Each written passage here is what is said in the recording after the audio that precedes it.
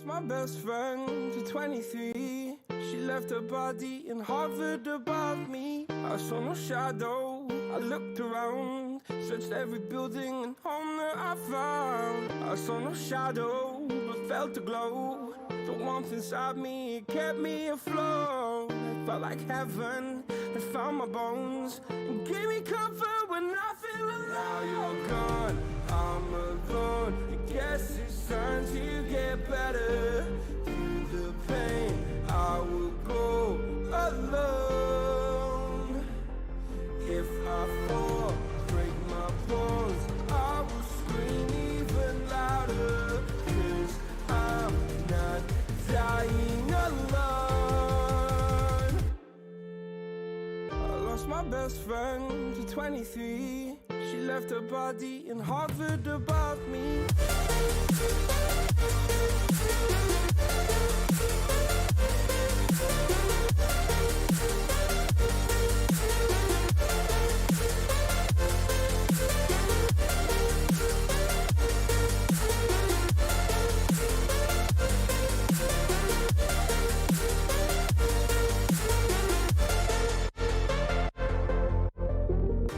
My best friend to 23. I heard the heavens crying above me.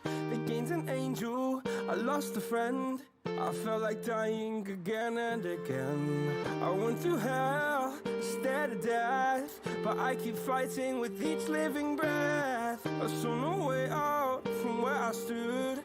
Felt like the fire had burned me through. Now you're gone, I'm alone. I guess it's time to get better. Through the pain, I will go alone. If I fall, break my bones, I will scream even louder. 'Cause I'm not dying alone. I lost my best friend.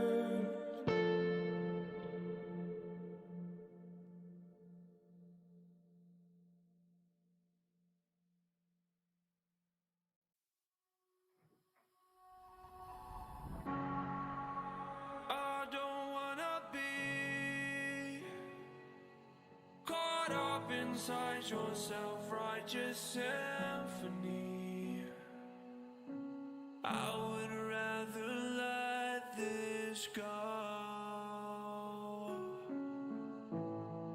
than to bring it up again.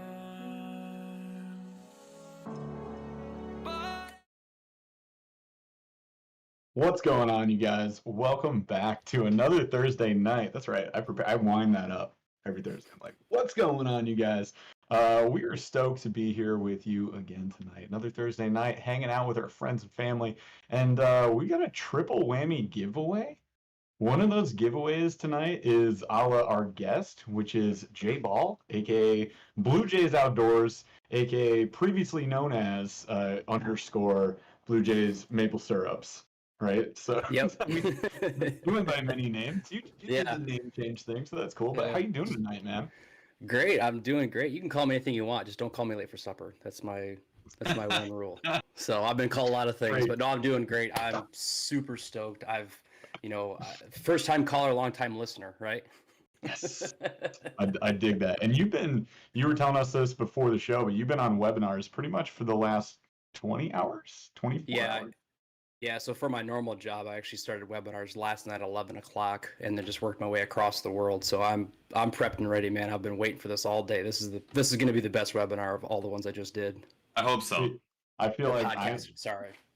this is the best webinar ever. You guys, I hope you're prepared to learn. What are we teaching them, Blue Jay? Like, what's the play today? What's the education?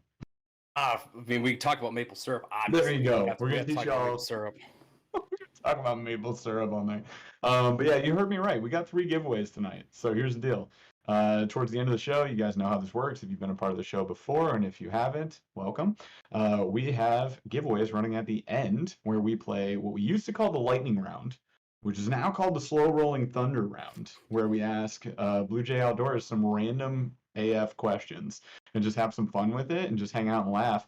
And while we're doing that, you guys will go chat in chat room there, and Chaz is going to draw a random winner. Normally we have one giveaway, which is a $25 Monster Bass giveaway or gift card, and we'll be doing that again tonight. So we got that. And then we've got this. Go ahead and show yours. We got the guest appearance of Blue Jays Maple Syrup. There you go. That is a limited run. How many bottles did you make of that? 12 bottles. 12 bottles. Yeah, it's second place maple syrup for all the state of Michigan. So one of the most fantastic maple syrups that would ever grace ya pancakes, people. You're going to be stoked for that. So that is getting given away. And then, because it's a fishing podcast, I think we got to give away some fishing stuff. You guys want the preview? I posted this on Instagram. So go check out my Instagram at Burly Fishing. You can hear it all crinkly, but there's a ton of plastics in there. We got a bunch of hard baits in there. Oh, look at Monster Bass Mad Max Popper? That's so weird. nice. If we're just giving away Mad Max poppers, like I mean, we must be rich because I don't just give away gold? super BA baits. I don't just like hand those out. That Arc topwater is in here too. Okay, Jeff, are you okay? Do you need some money? Or Nope. did something happen? Check this out, you guys. There's one, two, If you got- three other bags that are full of equally awesome things. And I just some want to be supply clear. stuff.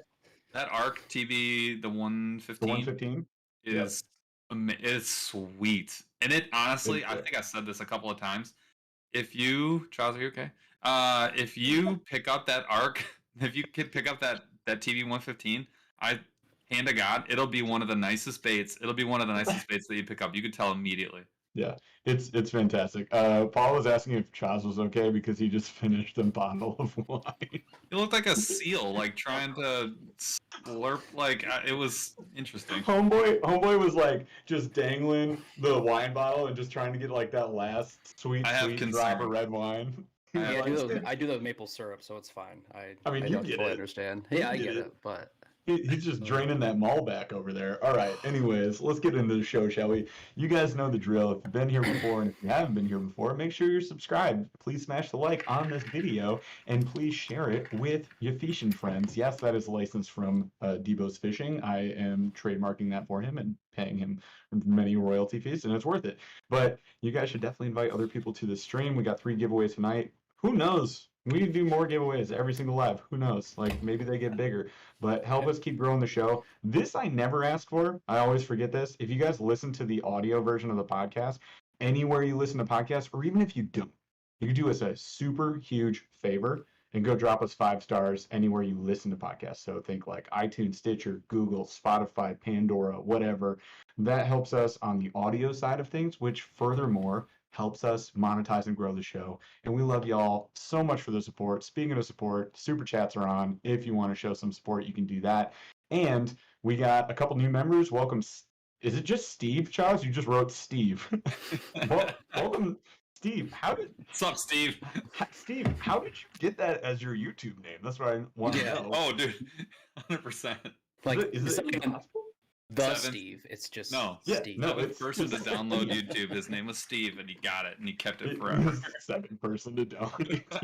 So, well, anyways, Steve, the great and powerful Steve, welcome to the Snorlax crew. Mhm. And then we have Joshua Wilkes, who is a shark deucer 5 months deep at this point. Gosh dang. You guys are awesome. If you want to learn more about our YouTube memberships, we are giving away t-shirts to our Snorlax crew members. They're pretty sweet. We shared them on our members only live to our members on Tuesday. It's only been 2 days since we podcasted, dude. This is insane.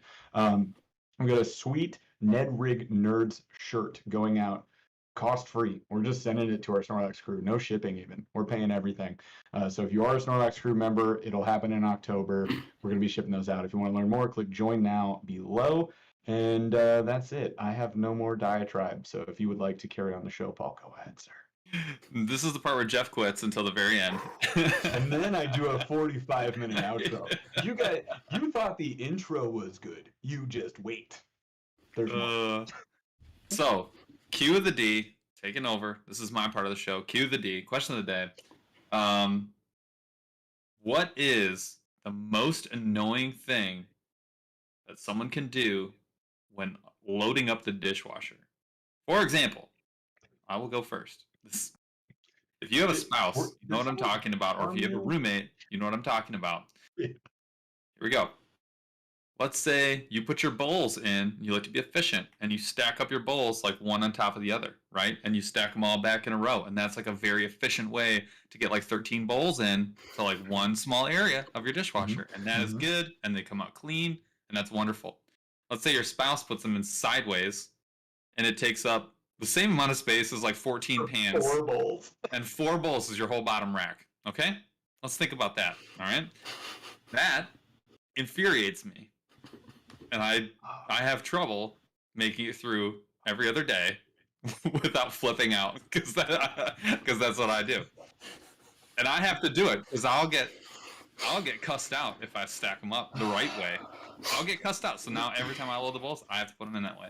I feel like maybe your wife and you need to go to some marriage counseling about the dishwasher. Like that would be the first thing. She's gonna have to go to the cops after another couple months. I'm probably kind of at the end of my chain. No, I'm just kidding. But sincerely, I'm just joking. But legitimately, this just lives in perpetuity. Like maybe you don't want to say stuff like that. Maybe you just go with. She knows. She's probably in the other room texting me right now. She's cussing me out from over there. I banned my fiance from using the dishwasher. She just typed in. She goes, "I load the bowls right." See? You see? Yo, Haley, come on. Shots fired. All right. So that's a pretty good one. All I thought about is things. I will say my spouse does not do these things. So let me just first preface that we are not fighting about the dishwasher. It's probably more me that's at fault. But I just want to say I'm one of those husbands that does load the dishwasher. Let me just put that out there. Like you're not going to see dirty dishes out. I will get them. Don't worry. Next week. They're eventually, I will flick the flies off of them. The carcass of the flies gone. Like, don't worry. I'll rinse them, throw them in there. If cheese is baked on, not my fault. The dishwasher's supposed to take care of that. Whatever. But you got me thinking about not necessarily the things that happen in my dishwasher, but things that I've seen happen that drive me nuts. Which your bowl example is like, imagine seeing the bowls just facing each other like the open side so that they are impossible to watch. My fiance likes to lay them flat down, so 2 of them takes up an entire row basically. So she just cuts out like 70% of your dishwasher, like real estate is just gone. I dig it. Oh, here's another one. Steak knives facing up in the silverware section. Yes. Why? Any knife facing up. Knives just, yeah. Let me just grab the silverware. Oh my god. Here's a place for you to get stabbed. So I don't know. Those are maybe some of my thoughts. Jay, what do you think? I was, the dishwasher thing. We don't I mean, it's pretty. We shared a lot of the chores, right? So that's one Mhm. thing. Like my wife and I were best friends before we got married, so she kind of knew what she was getting herself into. I got out of the friend zone. I was stuck in the friend zone for like 7, 8 years. So, so we know each other's history, right? So it's Nice. we just married our best friend. So it's not that, like I'm very particular. Like my boat, everything's clean, organized. Like you can tell a lot about a person by their boat. I'm probably the most like anal retentive when it comes to floors because I used to work at Bennigan's as a dishwasher, and I hate dirty floors. And we live on a dirt road, right? So for me, it's I vacuum the floor like every other day just because I like to walk around barefoot in my house and I want to have clean floors. And it's just, yeah, I can't stand a dirty floor. But just like in my boat, like my floor is always clean. I always keep my boat as clean as possible. But I can yeah, put- dishwasher, no. I can put 4 bowls in, wash the whole thing, not a problem for you. Yeah.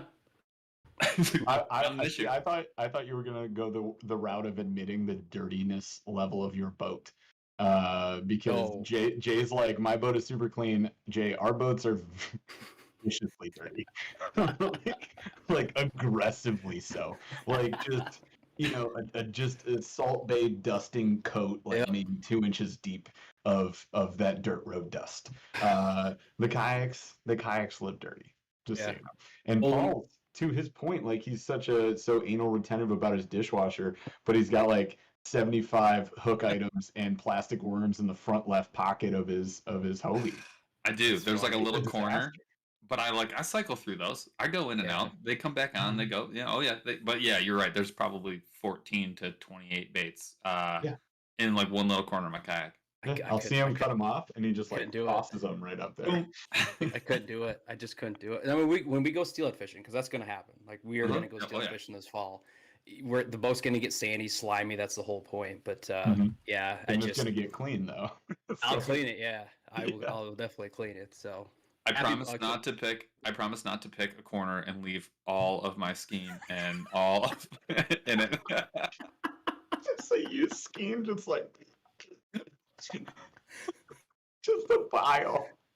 Well, we know won't do what that. corner of the boat It's was just like Yeah, it's I don't know just what this is sliding it. about. He's I don't know where take this his foot, goes. He's gonna slide it over to my side and be like, Yeah. Well, Well, Jeff was sitting there the whole day. "What well, the we're heck?" gonna be trolling Hottentots, so there's no skein or no spawn. Okay, so. cool. So I just need to bring a whole backpack for the Hottentots that I go through. Perfect. got Yes. it.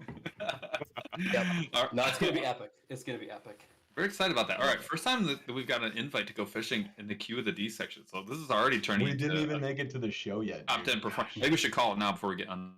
Somebody Um, who called us gentlemen the other day? Oh, it was Gfon. It was Gfon, Gfon. in Huge your respect. letter, Gfon, you called us gentlemen, and both Paul and I looked at each other and we were like, "What?" That's not true.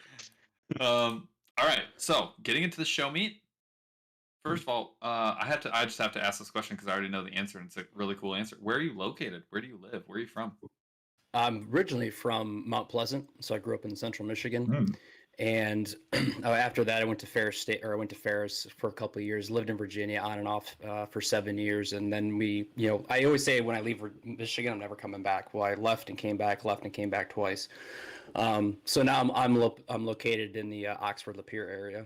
So That's So awesome. did Where you in live with Virginia Jeff? were you? Were you in Jeff's truck when you went Yeah. to Virginia? Where Because were we Jeff, staying? Jeff also did that. So in 2007, I moved to Gloucester. I lived in Gloucester, Newport News area, and then I was there for 5 years. And then I came back to Michigan, and then I got a job for Rolls-Royce jet engines. Moved back to Virginia and lived in Chester, which is just south of Richmond. Okay, yeah, you were way far away. I was in the DMV area, and I was there from 2009 or 10 until 13. Gotcha. So, And you came back. And I came back, and I did the same thing. You know what it was? It was like that like fresh out of college thing where Mhm. we were just like, "Hey, you wanna get out of here?" And my wife was like, "Yeah, let's get out of here." And then we like bailed, and we're like, "We're never coming back!" Ha ha ha! And then like you're driving away, like, and then like 4 years later, you're like, "Yo, you want to go back?" Like, But yeah, you let's, went to Virginia. let's get out of here. Then Yeah. hang on. There's Virginia, then there's the DMV area, which is Yeah. not Virginia. Like, yes, it was technically Virginia, but within that beltway, it's just not the same. Like where he Yeah. was, that's like real Virginia. So Yeah. totally different. And that was feel like kind of far away from where we were. Like Yeah, I to feel like get out of the Beltway was like a 45-minute drive already. Oh my gosh. Yeah. It was If I I horrible. avoided that area. if Yeah. I was in the hills, I probably would have ended up staying. But like going to like City, Virginia, I would have been like, help, please get me Why out do of you think here. I left, man? I spent too many hours on the tarmac just sitting there roasting in my Ford Focus, crying, listening to business audiobooks. All Hold right. please, hold please. Focus hatchback or Focus car? I had, I had the regular one, the sedan. It wasn't a You had a- hatchback. That's awful. Yeah. Had to Painful do it for the experience. gas mileage, man, because you would just sit there. Yeah. You just sat there on the Beltway. That's like half my life in the DMV was on the Beltway driving from gym to gym.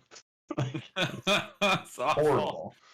Horrible. So the whole purpose of that question is to basically make the announcement that Blue Jays Outdoors is also based in Michigan, which is why Extreme Outdoorsman is in the comments right now, lighting them up, and you can What's see up, dude?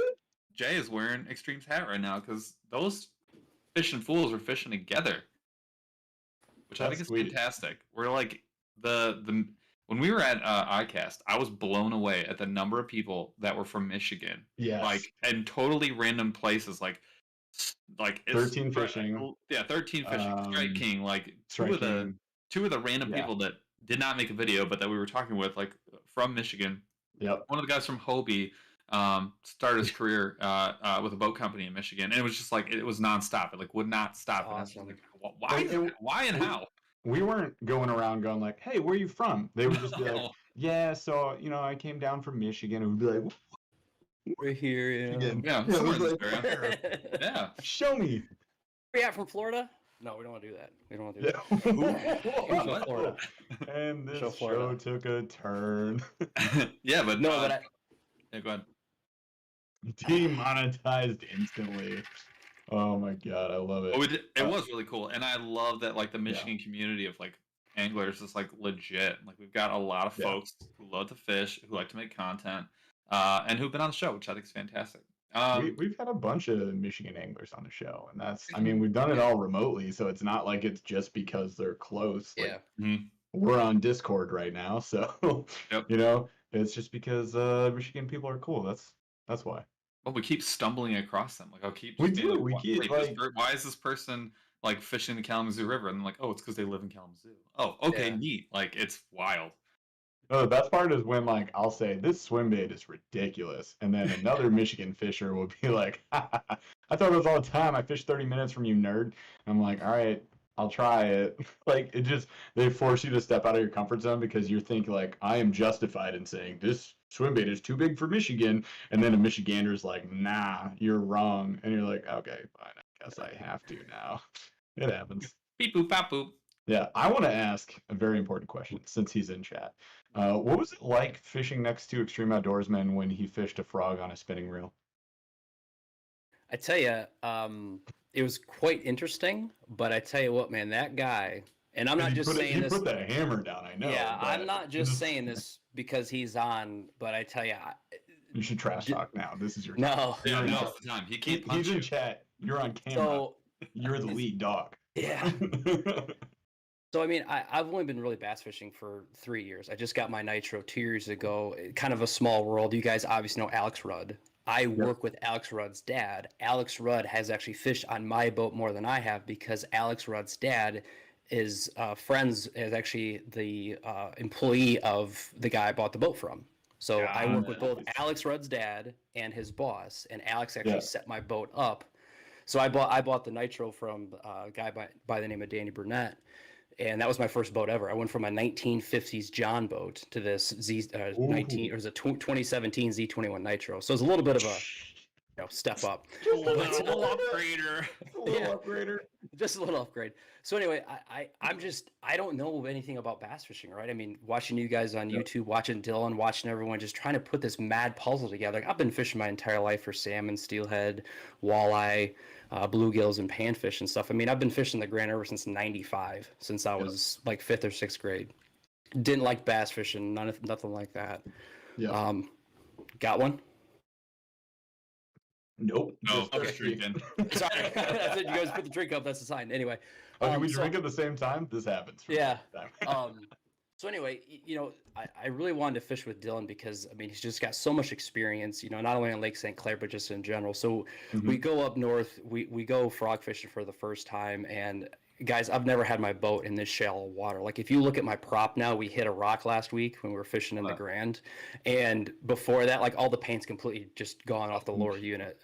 So Dylan's really increased my comfort level with fishing shallow water. But that Yep. first time we went frog fishing, dude, the guy's a hammer. Like just Yep. with a spinning reel, right? Throwing, I forget Yeah. what pound braid, but he's got the nitro tucked back in these reeds, and he's literally like casting over these reeds. And I'm like, what are you doing? He's like, oh, fish, And I'm like, how in I'm the catching fish, like, bro. what in the world, man? So no joke, we have been on a frog bite, no exaggeration, since like June 10th or June 12th. We have been on a Gosh just dang. slamming frog bite.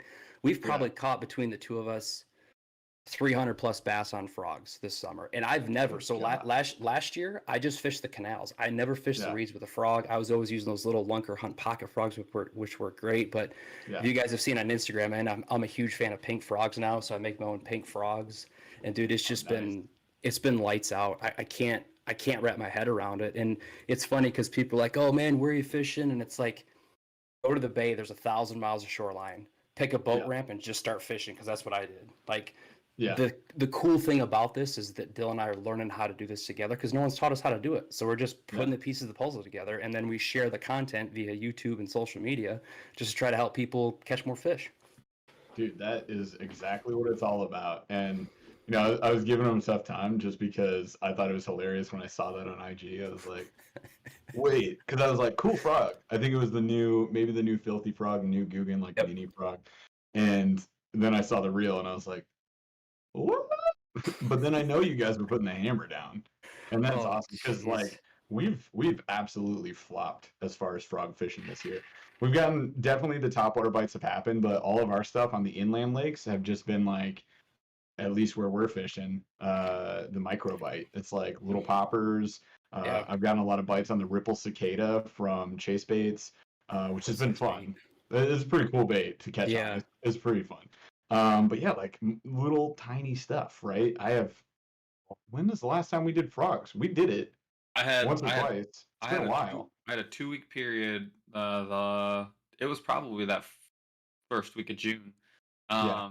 where I Same. just beat the tar out of them. Like I'd never even switched frogs. I had a black frog, and I like Yeah. didn't take it off for 2 weeks. Yeah. But the weird thing is like, and to be honest, I actually, other than one day, this is so weird to say, other than one day, I actually haven't fished. I have fished almost no frogs this whole year. Well, we haven't Man. yeah, you're right. We haven't like purposely gone after them, but like when you see pads, like we have tried.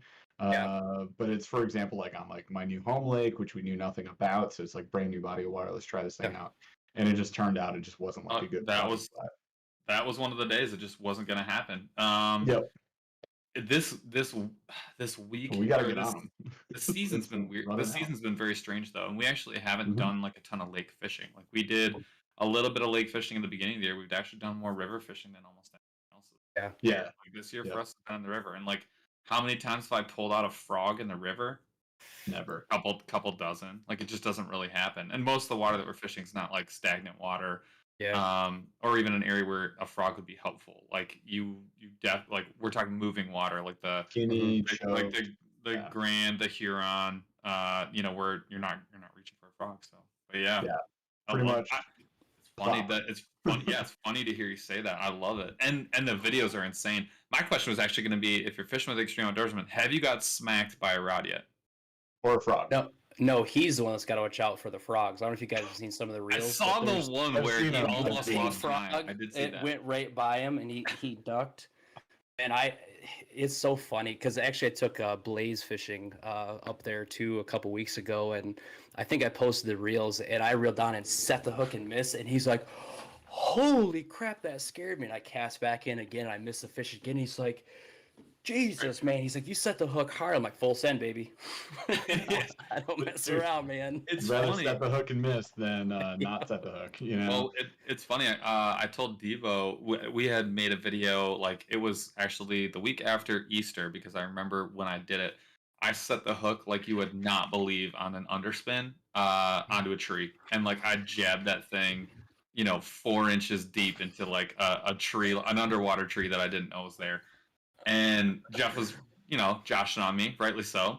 And I remember telling the story when we had Debo on like a couple of weeks later, and he was like, "Dude, you never know what fish is taking that bait. Like that could be your PB, and if you just did like a, half-assed send, Yeah.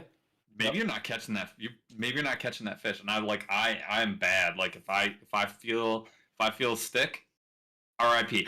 Like I'm going. Like it's time, and I do, and it has bitten me before, for sure. But it's a little on the rare side that I don't get like a stout set. It's definitely on the rare side. If anything, I'm pulling it out of the fish's mouth. 100%. And I let me ask you this, Jay. Like, you guys are fishing, maybe not all the time, but like the Bay, St. Clair, like these bigger lakes.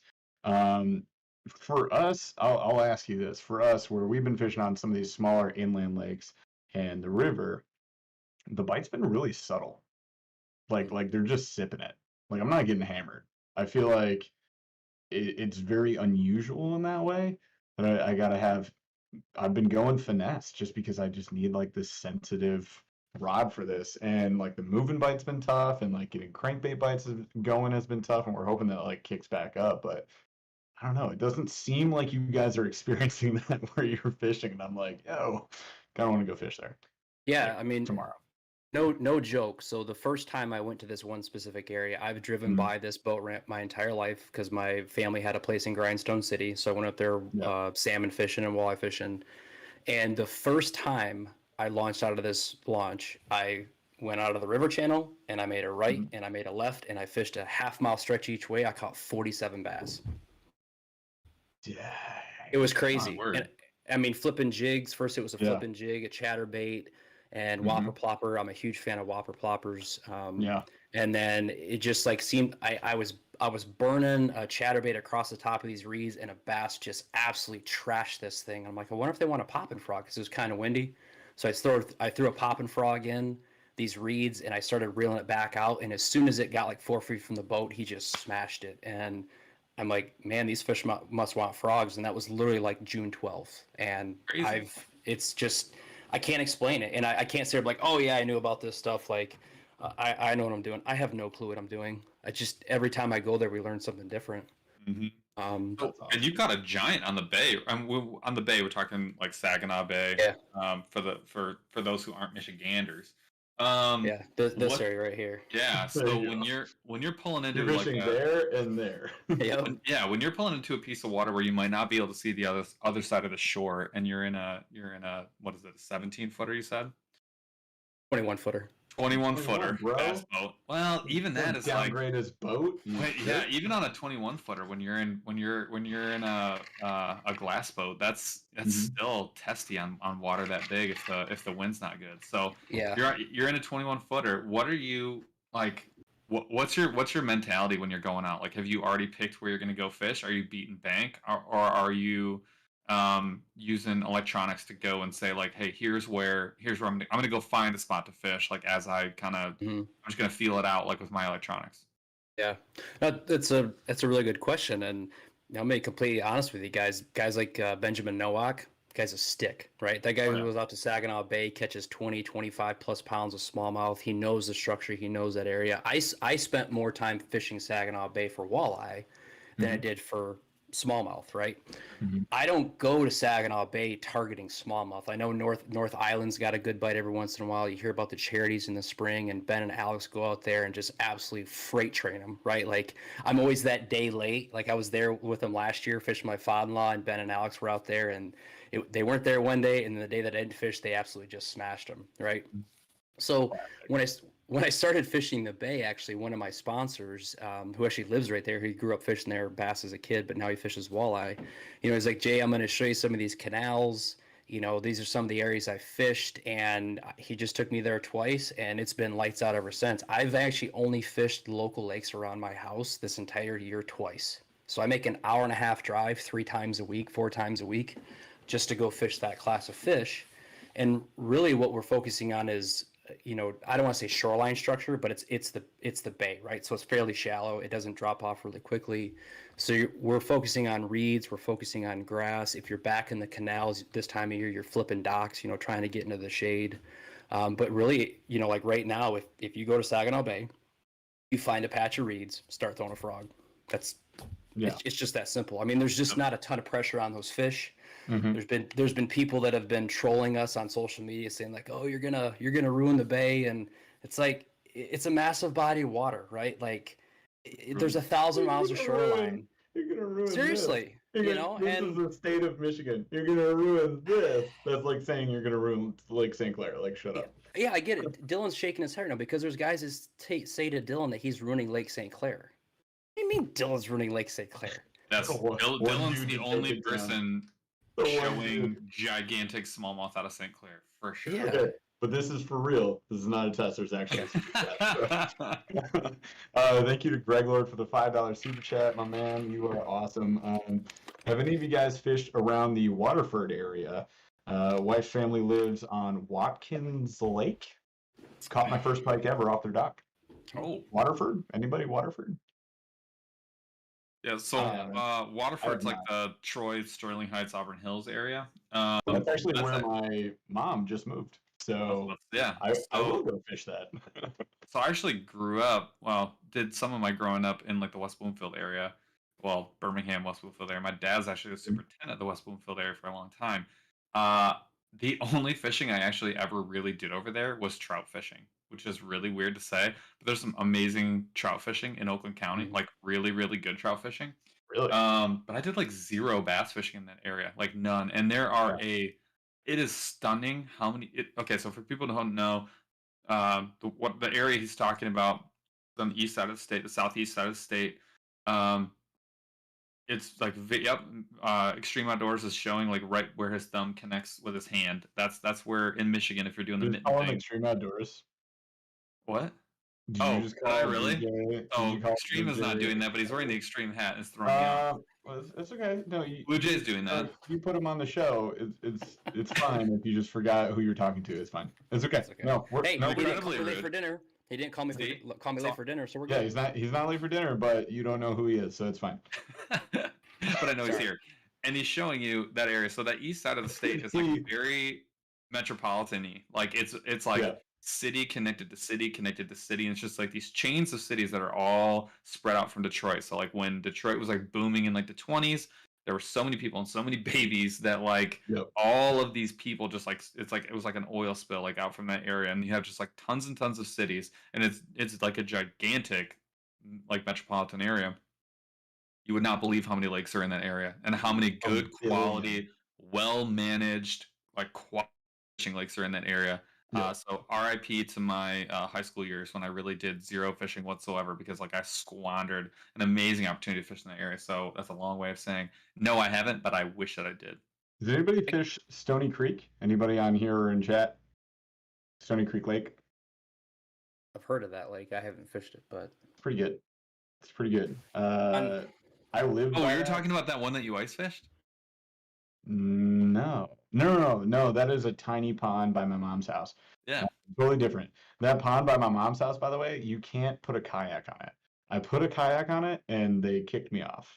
They're like, get out of here. It's a private water? No, they have kayaks that they rent there, and I was like, oh, there's boats here. I'll just put mine in. And I just rolled up on the beach and dropped in.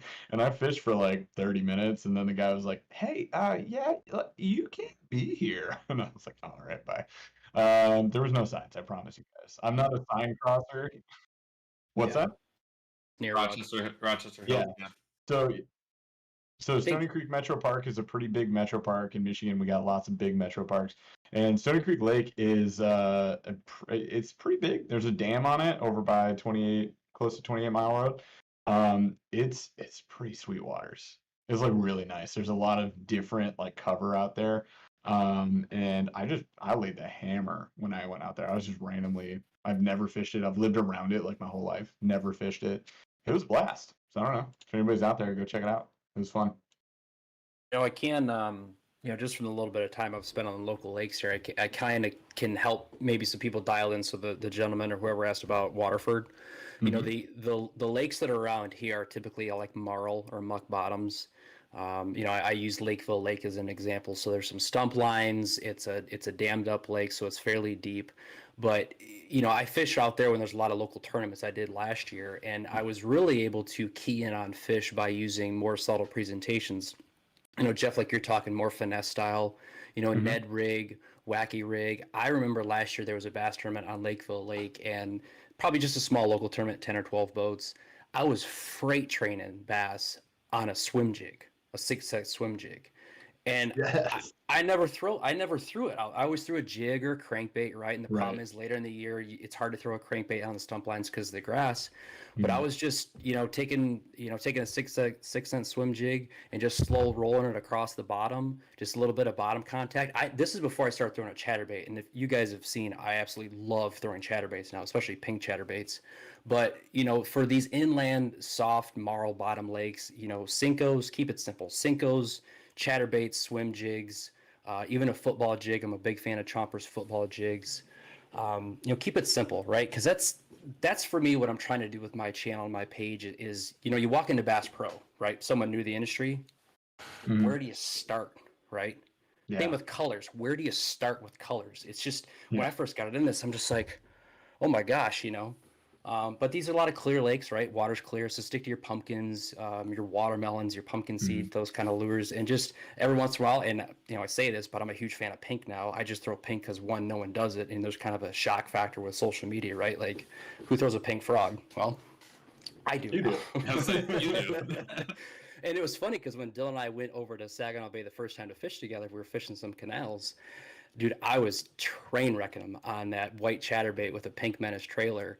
And after my 10th fish, he finally said, all right, I'm going to tie one on. And dude, we probably caught 50 or 60 fish, and they That was only mine. wanted that pink chatterbait. He threw it like I think a Bama bug chatterbait, Yeah. didn't touch it. Put that pink and white on.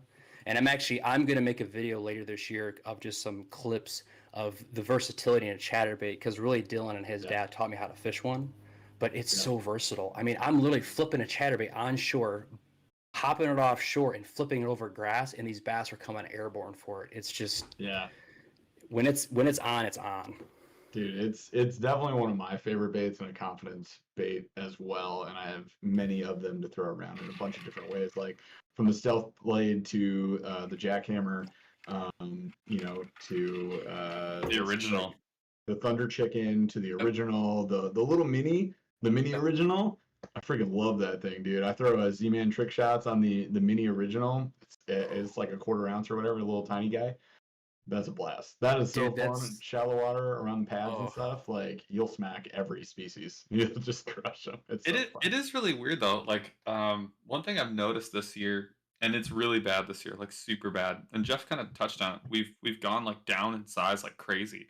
Mhm. Some of it is because our buddy who's been on the show, Online Outdoorsman, he's up in Grand Rapids, another amazing angler. It's pretty much all Ethan's fault. Online outdoors. It's his fault, man. So we've had turned us to ultralight, and I hate him now, but I love him. no, he got us fishing ultralights with Yep. his bait company, Mule Fishing Company, and I'm here to tell you, like, yes, you can catch a lot of small fish, and there have been days where when big fish. but I mean I put two listen to this in less than an hour. I put in two 4+ pounders, a 4.5 and a 4.25 smallmouth in less than an hour on the same bait, and on that same bait I probably caught 60 fish in one weekend. And the weekend and 2 weeks before that I caught a 21-inch smallmouth right off the break wall in St. Clair on the same exact jig head and the same exact plastic. Wow. And this thing, the 1/32 ounce. the 130 3/32 ounce. the Those are 330 it's a 3/32. 3/32 ounce jig, 6-pound fluoro, 8-pound braid, and it's open water, but no problem with those fish. Yeah. Either one. I actually one was 4 pounds 12 ounces, and I caught that on the ultralight. It's an ultralight rod. It's 5'6" Yeah. ultralight. And I had my kid I'm in my kayak. I had my kid in my lap, and I still landed that fish no problem. That's awesome. I mean, and it's really weird though, but it's led to this like self-fulfilling prophecy of like getting smaller and smaller and smaller with the baits and still having like a ton of success. Like Jeff and I went on the river and we were just knocking bluegill dead, but then we got into smallmouth as well. And I mean, Yeah. if we didn't do that, like that trip maybe turns into like a 4-fish day, and instead of it was like an 85-fish day. Like, and, Oh. and so it's just very much like And it we was- have gone the opposite direction. It's real bad. And I'm over here. Yeah. I say this has gotten real bad. I just got a 13 fishing, an Omen Black, and I didn't get a medium heavy. I got a medium light, extra fast, 6'7", like super finesse rod, and I've never been more excited to like.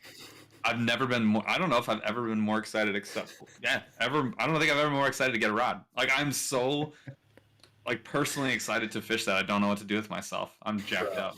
It's like the ultralight arsenal has quickly made a move to overtake the full arsenal. Like, Wow. yeah, the ultralight spinning setups have ramped up. I just got a Helios SX from Akuma for my ultralight setup, which is amazing reel.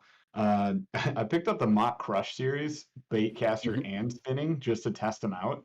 The baitcaster's a medium heavy, do all, but I got the light version of the spinning setup. And I was like, "This is my new drop shot rod." So it's like tip to tip, you can just kind of bend the whole Well, thing together. that's the other thing is like what I'm finding, and I was talking to Jeff about this, and I could not find the right rod for the job. So I have it's actually right here, a Fenwick Eagle. It's an ultralight. I use it for a long time, but almost exclusively on treble hook baits, like little tiny cranks and things like that, and like bobber baits and stuff. And I started using like tiny Ned head jigs and some other things, and I could not get hook sets. I mean, I was ripping lips, and I would pull them right out, or I would not get penetration because this thing just, to your point, tip to tip, right? No, this 13 fishing to 5, $50 ultralight rod has some stinking backbone. It's like an extra fast. And that's what actually, when I got that, so I have a medium Ducket Triad, which I love that rod. It is for like your traditional 1/4 ounce to 1/8 ounce like type drop, like a Ned rig and drop shot. It's a great bait. You're gonna be able to handle a ton of fish. I've stuck a million fish with that thing. I love it.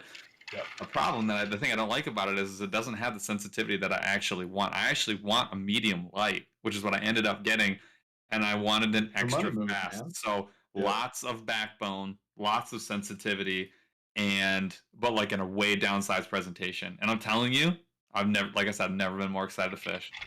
It's crazy, dude. Ultralight is so fun, and we're not going to take the whole show to talk about it. But big thanks to Jesse Hotch.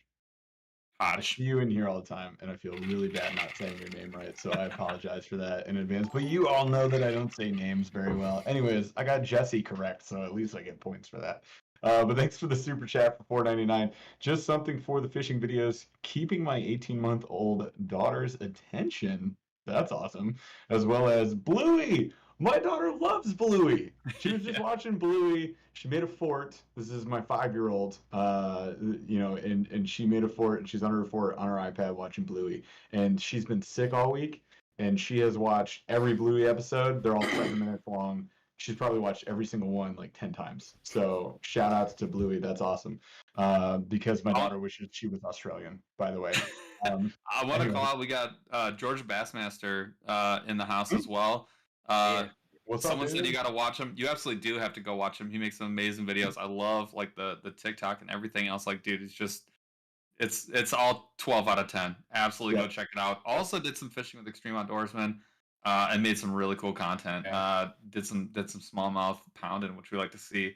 And then I think it was B. Dooley asked a question. He asked, what would you choose for an ultralight rig baitcaster? Then here's the twist, 2-piece. I literally have no idea. I'm being perfectly honest with you. Two-piece instantly throws me off. I'm gonna have to. We may be seeing the king of ultralight here day after tomorrow. We're gonna dethrone him. No, we're gonna allow him to remain on his throne, and we're gonna ask him this question and maybe get you an answer. So I will. We're gonna be talking to Ethan, the online outdoorsman, this weekend, and I'm going to ask him that question. That's a good one, B. Dooley. You No, got me. Here's the deal.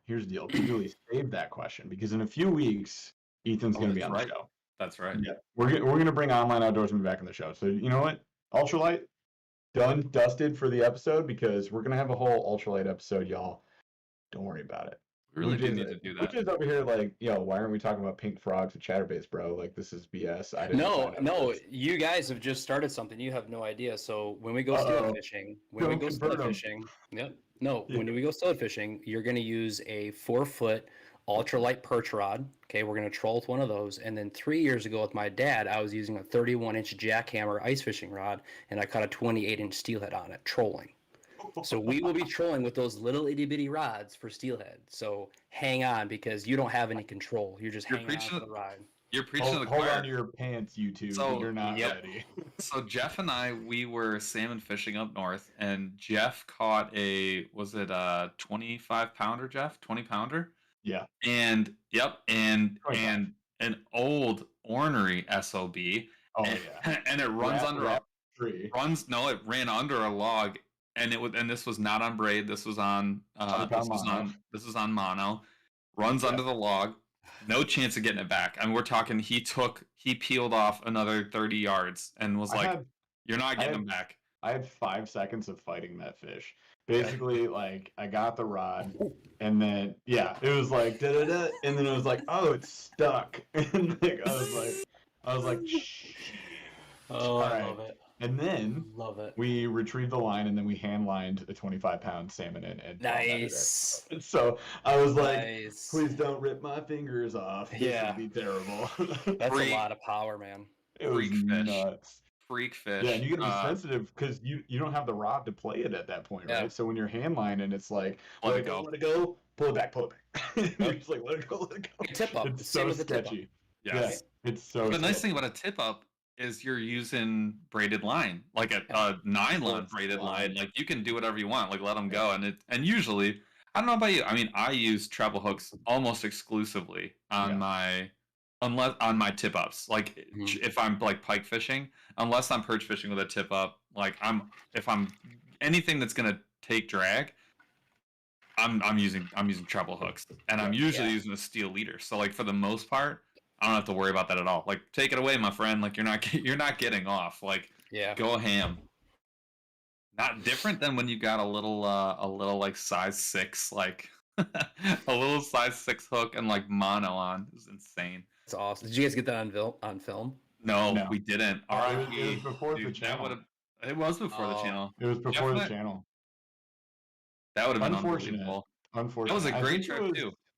It was probably that would have been August the year before we started the channel, right? It wasn't August. It was September? It was stinking cold. Yeah. Yeah, but it wasn't supposed to be that cold. It was like September, and it was like unseasonably cold, and it rained the whole day, and everybody was pissed. But we caught a few fish. We caught fish. We caught walleye. We caught 2 walleye, 2 salmon, one big, one small. And, on the river? Yeah. And the river was crowded. It was insane. And our guide, what was his name? Doug? Doug was the man. He was all right. He was a man. He was a man. I am a human man. I don't mean to disparage him. He got us out on the water, and he was kind of like all right. I'll put it this way. He was like if you had a really impatient dad who was like, "I'm not going to teach you anything," and the fact that you don't know it really pisses me off. That was Doug. To me, I was like, "That's the man." Plus, he helped me hook into that 25-pound salmon. So I have better feelings about Doug than anybody else on that trip. But the river was crazy. It was a crazy trip. It was a lot of fun. But that was in September, the year before we started the show, because the show essentially the show started like a week later. I think it was literally right after that. Yeah, I started it a week later, and it was sunny out and it was warm, and I was in my kayak.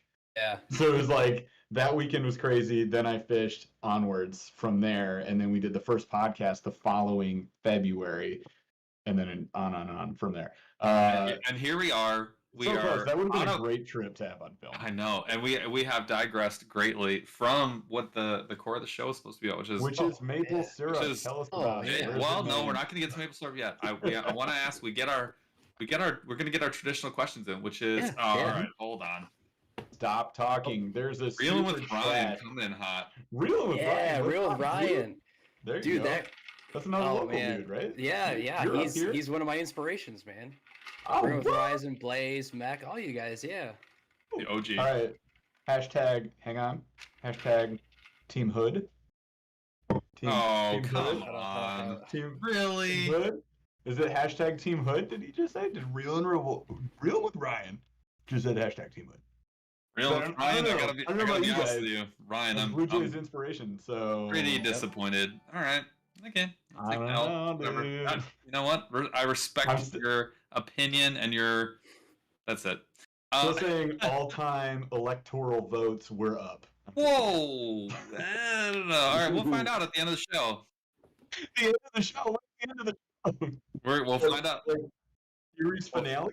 We'll find out at the end of the show. So the question that we like to ask people to start with, which usually is asked about 48 minutes ago, is how did you get into fishing? You talked a lot about walleye. You talked about trolling for steelhead and some other like very Michigander type things. But tell me about how like fishing got started for you and how you got introduced to it. So, like most of us, I mean, we No start one's off as met him. kids, right? Yes. I started off, bluegill fishing like most people do from a dock, and my earliest memories are over at Lake Evans, Martini yeah. Lake flooding. Grew up fishing Oh, that lake. yeah. Actually went back there 2 years ago for the first time with my nitro. It was kind of surreal because I hadn't been there in 18 years, and You it was come it was back in awesome. a spaceship. Yeah, no kidding. And it was an awesome day. I think the first fish I caught was a 21-inch largemouth on a whopper plopper, and I finished the day with a 5.5 pounder on a wacky rig worm. It was freaking awesome. Like it was crazy. It was crazy. So yeah, I just started off bluegill fishing as a kid, trolling for pike, right? And got into steelhead fishing at a really young age. I think I was 95. I was born in 84, so yeah, I was really, really young when I started steelhead fishing. And then Just so people know, like steelhead fishing is like a whole community universe? culture Yeah. planet of its own that is Yeah. actually located Solar system. in the Midwest. That solar Yes. system is based in the Midwest. Yep. So but it is its own, like just like bass fishing is a whole planet you can live on. Steelhead fishing is a different planet that you could live on in the same galaxy Oh yeah, for sure. And I'll there's tell some you absolute sticks out there. a crazy secret here. That's not a secret. I've never done it. You're going to. Technically I mean- not true. I took you steelhead fishing. Not on Hank. purpose. I don't feel like that was on purpose. Remember? Was Yeah, it on I purpose? caught a 27-inch steelhead. I know you caught one. On the I river. didn't You catch came up anything. later that day, and we fished for like 4 hours. And actually, You we did came within nothing. like 20 yards of like a giant, like Yeah. a legit giant that was swimming upriver, like in a park. Yeah. We were like 2 casts away from catching that fish. This It was insane. downtown Grand Rapids, right? So Uh-huh. we were fishing the Grand, and we were off. It was like off of Johnson College Park. Ave. Johnson Park. So we were like, we through the woods. There's not like a bank spot. We just made it, and like Paul freaking climbs down from the bridge, and is casting around. What were you throwing? Like Castmasters spoons? Started with I had some spoons, but the main go-to at that time was targeting pockets with a spinner, a Mepps number 2 black This was like Black Fury. 5-6 years ago. This is a while 5, ago. 6 years This is ago, a yeah. while ago. But yeah. So you hooked into a giant, and you were way up on the bridge bank, like on that steep bluff. I was like the And you- opposite. I was like down in the dirt, like with. Oh yeah, you're right. No, when I caught you it, had I to was slide way up down high. to it. Yeah, I had to climb down like a sand embankment, like almost 30 or 40 feet Yeah. to get to this fish, and I had to maintain pressure on that fish the whole way down. It was a good fish, and I get all the way down there, and I get it out of the water, and I'm like, I'm eating this. Nice. Like this is dinner It's for the happening. next 4 days.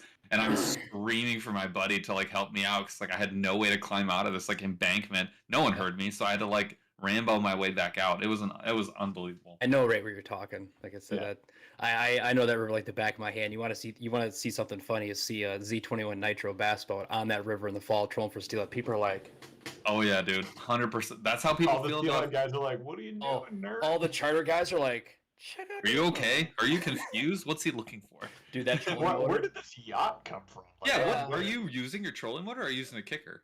No, I'm using the Ultrax, dude. It's Are you? crazy. Oh, Oh, I use the yeah. remote. I use the That's remote control. It's gonna be lights That's out, it. guys. I can't wait. All right, sorry. So, I digress. anyway, back to the story. So I'm you know, excited for lights out on micro rods. it'll be It's awesome. gonna be great. Get your camera ready. So I'll be you ready know, this time.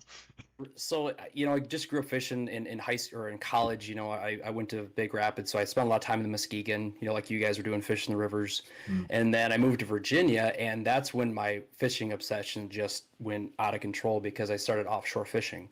So I started chasing after blue marlin, white marlin, yellowfin tuna, bluefin tuna, mahi. I actually fished the Virginia Beach Billfish Tournament for several years. Did a lot of inshore fishing for tarpon. So I've caught 100-pound tarpon. Giant red drum. I've caught a 50. I think the biggest red drum I've caught is like a 51-inch red drum. Got into speckled trout fishing, so did a ton of speckled trout fishing. That's the thing I love about Virginia is you can fish all year. Yeah. All year, and it's lights out all year. It's unbelievable. But I fished with a guy that really is 110% in. He dissects water. He looks at the Dylan and I've been doing this a lot. Is the fishing forecast, right, based on solar lunar, just like with deer. I got we into look that at hard. Yep. I live and die by that thing now. I used to live and die by it when I was tidal fishing or fishing tidal waters, but Very now the days that we go over to the bay and just smash them, like you can see the correlation to the fish catches to the Dude, fish it's forecast. it's big water only. I swear to the Lord. Like I don't mean to interrupt, but Lake St. Clair, I can tell you within 10 minutes of when fish are going to come in at night. I can tell you within 10 minutes. Now, anywhere else inland, I'm telling you, like any medium to even larger lakes, it does not matter. They do not care. And I used to obsess over it. The river does not care. Yeah. Big water, totally different story. I didn't believe it in the beginning, but it's like the guys that do the deer hunting, right? They follow the blood moon and they do all that stuff. Yeah. That's so how I got into it. it has a correlation. So, this guy really took this obsession that I have to another level, and he was a big bass fisherman growing up, but then he got into offshore fishing, and then I moved back to Michigan the last time, I think 6 years ago now. My neighbor was really big into bass fishing. I didn't, I showed up to his boat the first day with a couple spinning rods, and he's like, spinning rods don't belong on my boat. Yeah, he's like, get those fairy wands off my boat. And I'm like, that's what Alex Rudd calls them, fairy wands, I think. Oh yeah, 100%. No. So fast forward 3 years, now I got a Nitro. I've got 15 different bait casters. I've got a handful of spinning reels and all this tackle and stuff. And it's really, here's the whole thing. So I've been very blessed and very fortunate to fish with a lot of people all across the world. I've been to Izuma Harris fishing for sailfish. I've gone all and down the East Coast. I've been to Louisiana fishing off the rigs.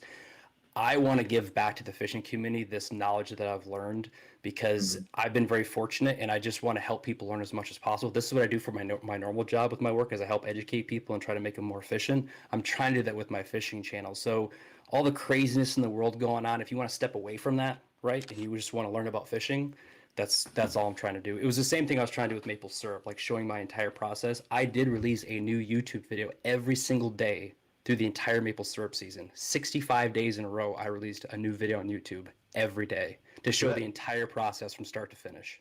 That is a baffling amount of work. For anybody that's listening to this right now and they're like, oh, you made a video a day, whatever. Like, no.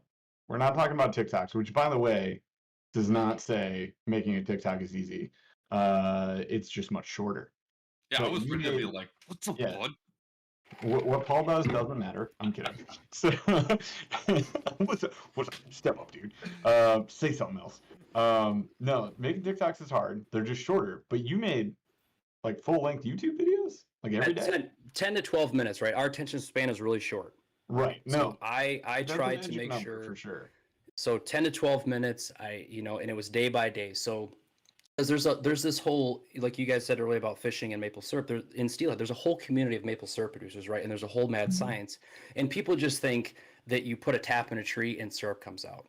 Maple syrup starts off as sugar water, 2% sugar water, and I boil it down to turn it into maple syrup, right? And you start to tell people this. Like I had my niece's Girl Scout troop come over. They learned about how making maple syrup, about making, and they're just like, we had no idea, right? So I wanted to give people the appreciation. So when they go to the store or they go to these farmers markets and they see the people that make syrup, it gives them more appreciation. Like these people put their heart and soul into it. I want to support these families because this is what people do for a living. I was just doing it for a hobby. Did I want to take it to the next level and do it full time?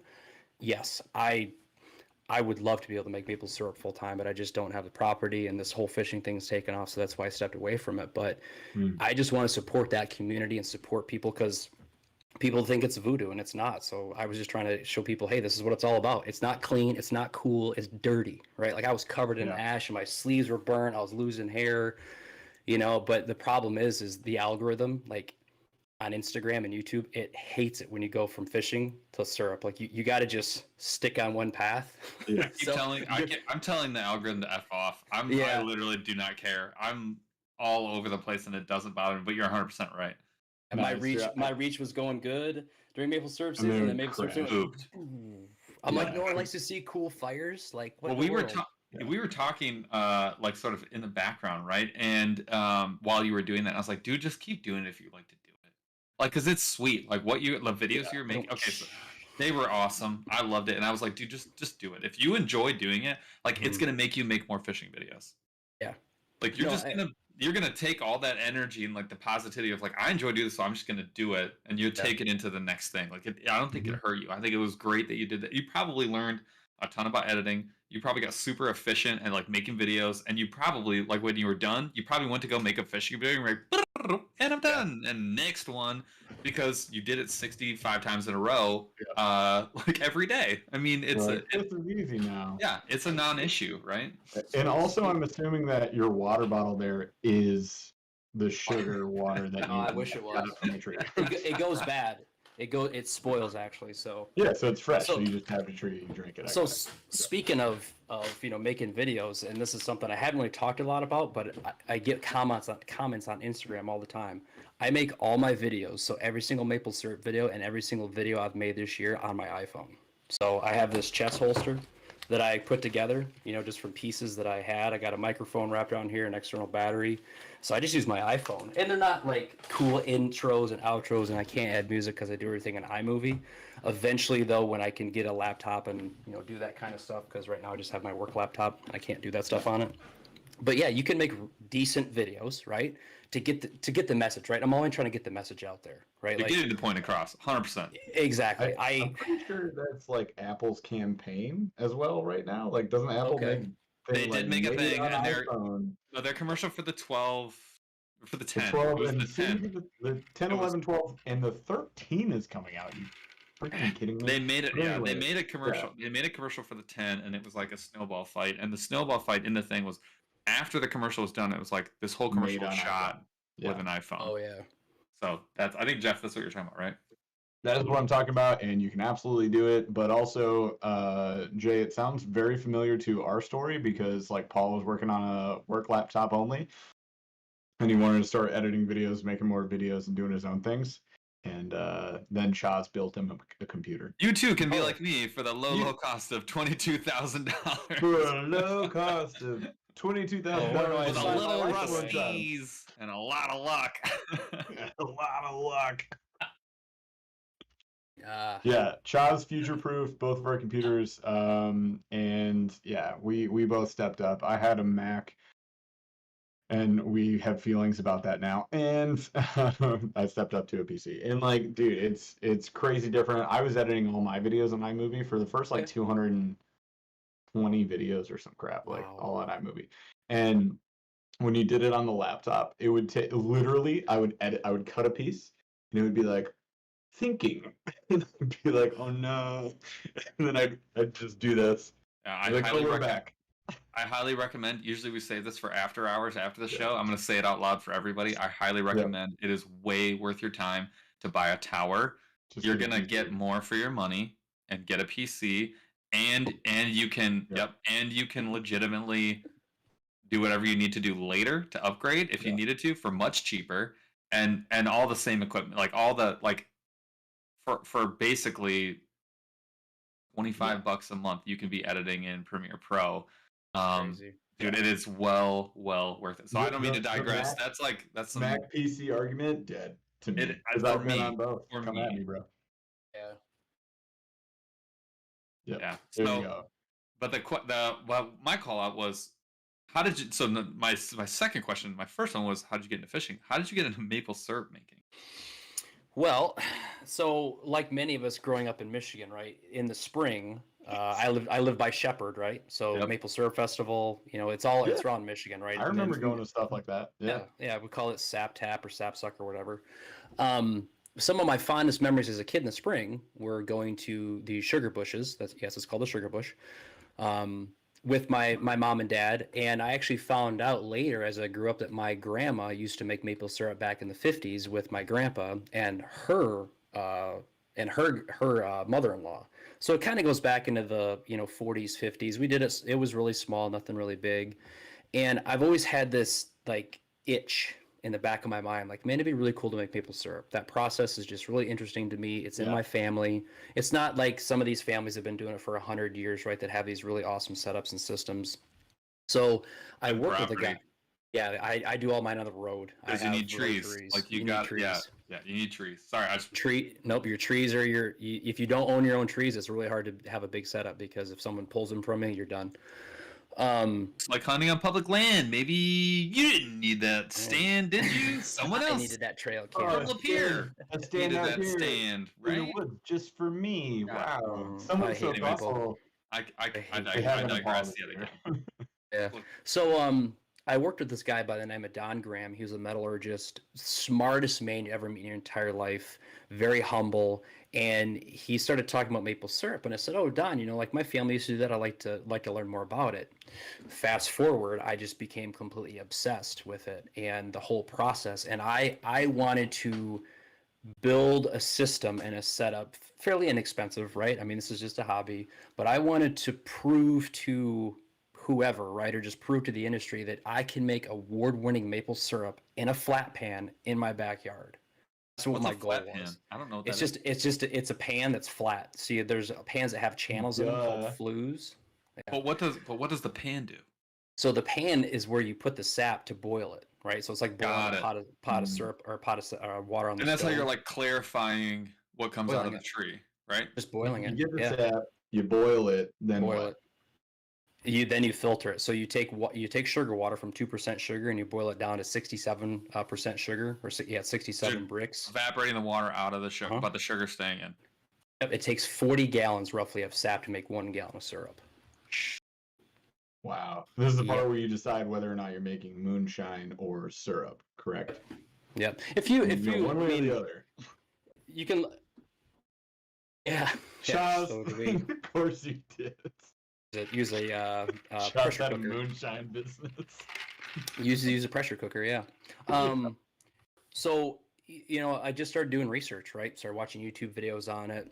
Started talking to local people, and with this, because this is my 6th year making it. Within my 5th year, like I said, I entered a competition in Michigan, took second place against a family that had been making it for over 100 years, right? Like their system is set up. They've got it figured out. They've got pumps and lines and all this stuff. And I literally have got a 200-gallon tank in the back of my truck. I drive down the road, pour it in by hand, back it into my yard, and then just feed it into my evaporator and just boil water for 20 hours straight. But I just like my boat, my tackle, everything has a place. It's all organized. I have an Excel spreadsheet, no joke. I have an Excel spreadsheet that I track the barometric pressure, the high to low temperature of the day, how much sap I got per tap, how much syrup I got per tap, how many times I boiled, my boil rate, my evaporation rate. I'm that kind of guy, right? But I can see the trends in temperature change, right? My goal was, after doing this for several years, is to see the temperature change. How much syrup do I get? Because each year it's different, right? Your syrup can taste different from year to year. You can get different warming cycles. It could be a warm spring or a cold spring, which actually determine how good the sap is or how good the syrup is, and then how much you get actually. So there's a whole mad science behind it. You've put more effort into your maple syrup, I'm using air quotes because it's not a hobby, than I have put into anything else in my whole life. Yeah, it's I think you're better at that than I am at breathing. I don't even think that that's an exaggeration. You don't put that That's much effort into unbelievable. breathing? I don't think so. I don't think so. How are I mean, you when alive right now? when I made that announcement, when I made that YouTube video, people are probably like, That you were, not doing maple syrup anymore. yes. Made a video on it. People are probably like, it's maple syrup, right? But to me, it's not. Like when I told people at work, because the people at work know, come, my buddy Manfred's watching right now. My other buddy Mark's probably doing a toast right now because I see my buddy Manfred all the time. But he knew come February, March, that's all I talk about. Like I told everyone at work, don't bother me. I can't travel overseas in the month of February, March. Don't bother me. You can take me all across the world all the other time of year, but come February, March, and the beginning of April, my fishing partner wouldn't even call me. My walleye fishing partner, because I fish the whole MWT series. I'm sponsored to fish the entire Michigan walleye series. He doesn't call me. He's just like, I'm gonna leave him alone. You did really well this year in that Michigan series, didn't? Or was it this year you had a we freaking kick-ass year? Yeah, we finished 6th out of 120 boats. First year fishing it. It's kind of funny because there's this competition, it seems like, between walleye fishermen and bass fishermen, right? Yeah. So I make a post on Instagram about walleye fishing, and the walleye guy's like, "Oh, walleye fishermen are better than bass fishermen," and it's like, well, it's funny because I fish bass during the week, but on the weekend I'm a fully sponsored walleye tournament fisherman. So what are you trying to say, Dude? Okay. First of all, hang on. Yes. Before we move on, because I do want to talk about this stepping into like full-time fishing thing here, because I think that's a great transition. But the official Burly hype man _ aka _ Paul's awesome stash, he just changed it. I'm actually gonna make a TikTok about my stash. Oh my god, the Flesh Stash has made content history because it became a username. Good lord. Okay. Also, I think we named a flesh-toned Z-Man Finesse TRD is gonna be Paul's. You guys missed it if you weren't on the members live. If you weren't on the members live, you don't know what we're talking about. You're not allowed to laugh. Don't say haha. Don't laugh on your own. You're not allowed. You don't share this joke. That's the teaser. No. This one's for the members. Thank you so much, official That's Burly funny. Man, for the super chat. He says, "Hey, I'm sorry I'm late. You made me reach into the fridge, man, to get something Good to else have you, 'cause I brother. ran out." Good to have you, man. Okay, so let's talk like full-time fishing. Come on, explain this to me. I'd love to go full-time fishing. I'm a normal person, a human man. How would a normal human man do that? What That's are a you good doing? question. I want to fish full time. That's really kind of my goal, right, with this whole content thing. And it's a huge uphill battle, right? There's a lot of competition. Yeah. But what I've learned in the last, I guess, 2 years I've been in social media, because before this I was really anti-social media. It wasn't on Facebook, none of that stuff. Back when MySpace was a thing, right? I used to be on MySpace I still don't have a Facebook. Did you have a MySpace, Paul? You had a Tom. MySpace. You for Yeah, sure. but I did, but I was like, I didn't like use it. Like everyone else would like manage their friends and stuff, and I'd be like, Tom is still my friend. Paul would have 0 friends listed. He'd be like, I don't believe in friendship. Yeah. I did like the music though. Like I liked having the music. Was your brother in a band? Probably, like at the time. No, When that was MySpace like was big? That was like middle school. So he Okay. didn't get into the band thing until he was in high school, and I was either like a scene. I think I was actually graduated when he actually started like doing the band thing. So for anybody that doesn't know that's listening, my brother's in a band. It's called We Came as Romans. He actually just that's what he does professionally. The metal band. He makes our shirts and logos. He makes all of our shirts. He makes all of our artwork. He does a good job. It's the second job. That's awesome. So speaking of his artwork, he just launched an NFT line. It is unbelievably sweet. So if you have ever not heard of NFTs, they are non-fungible tokens. They are digital artwork that you can buy and only you can buy. He just launched a line of them. each. Go check them out. They're like so sick. So if you like our artwork, imagine that times 1 billion with skulls, and that is my brother's like brand of like artwork. It is unbelievable. Please go check it out. Anyways, It's awesome. Proceed with story. Sorry, big tangent. No. I don't know. yes, Welcome it is to very the show. difficult. Welcome to the show. It's We do okay. tangents. You're totally good. So what I've learned, and I'm not going to say I'm an expert in any sort of the stretch of imagination with anything, but what I've found to be most successful for me is and this might sound kind of cliche, but just be true to yourself, right? Like when I post pictures, when I make videos about products, whether it's lure lipstick, whether it's a specific like chatterbait or a specific reel, rod, line, whatever, I talk about that stuff because that's what I use, right? Like you guys know, and everyone on the podcast is listening, people hit you up, say, hey, we want to put you on our staff, we'll give you a 10% off code, and everyone's got that code, right? Like I get it, right? It's all about the dollar. They're just trying to make money. It's all about brand awareness. But when I talk about products, when I talk about specific things on my channel, I'm so passionate about it because I know that it works, right? And everyone's got their own opinion, right? You might think, oh, if Z-Man chatterbait's not a good bait. That's fine, right? I'm just trying to show you what I've learned and what I use. Yeah. And it's just like the pink frog thing, right? Like I can't tell you how many people are like, that is so stupid. Why do you use a pink frog? Well, because no one else does it. And I even put the lure lipstick scent on my frogs because I truly believe that this stuff actually gives me more of a chance to catch a fish. If it gives me 1% more chance, there you go. This is what's in the giveaway tonight, you guys. Nice. This is not nice. If you want a pink frog and you want to try it out, we got a white and pink frog coming your way. There you go. That was random. Sorry, just wanted to point that out. Nice.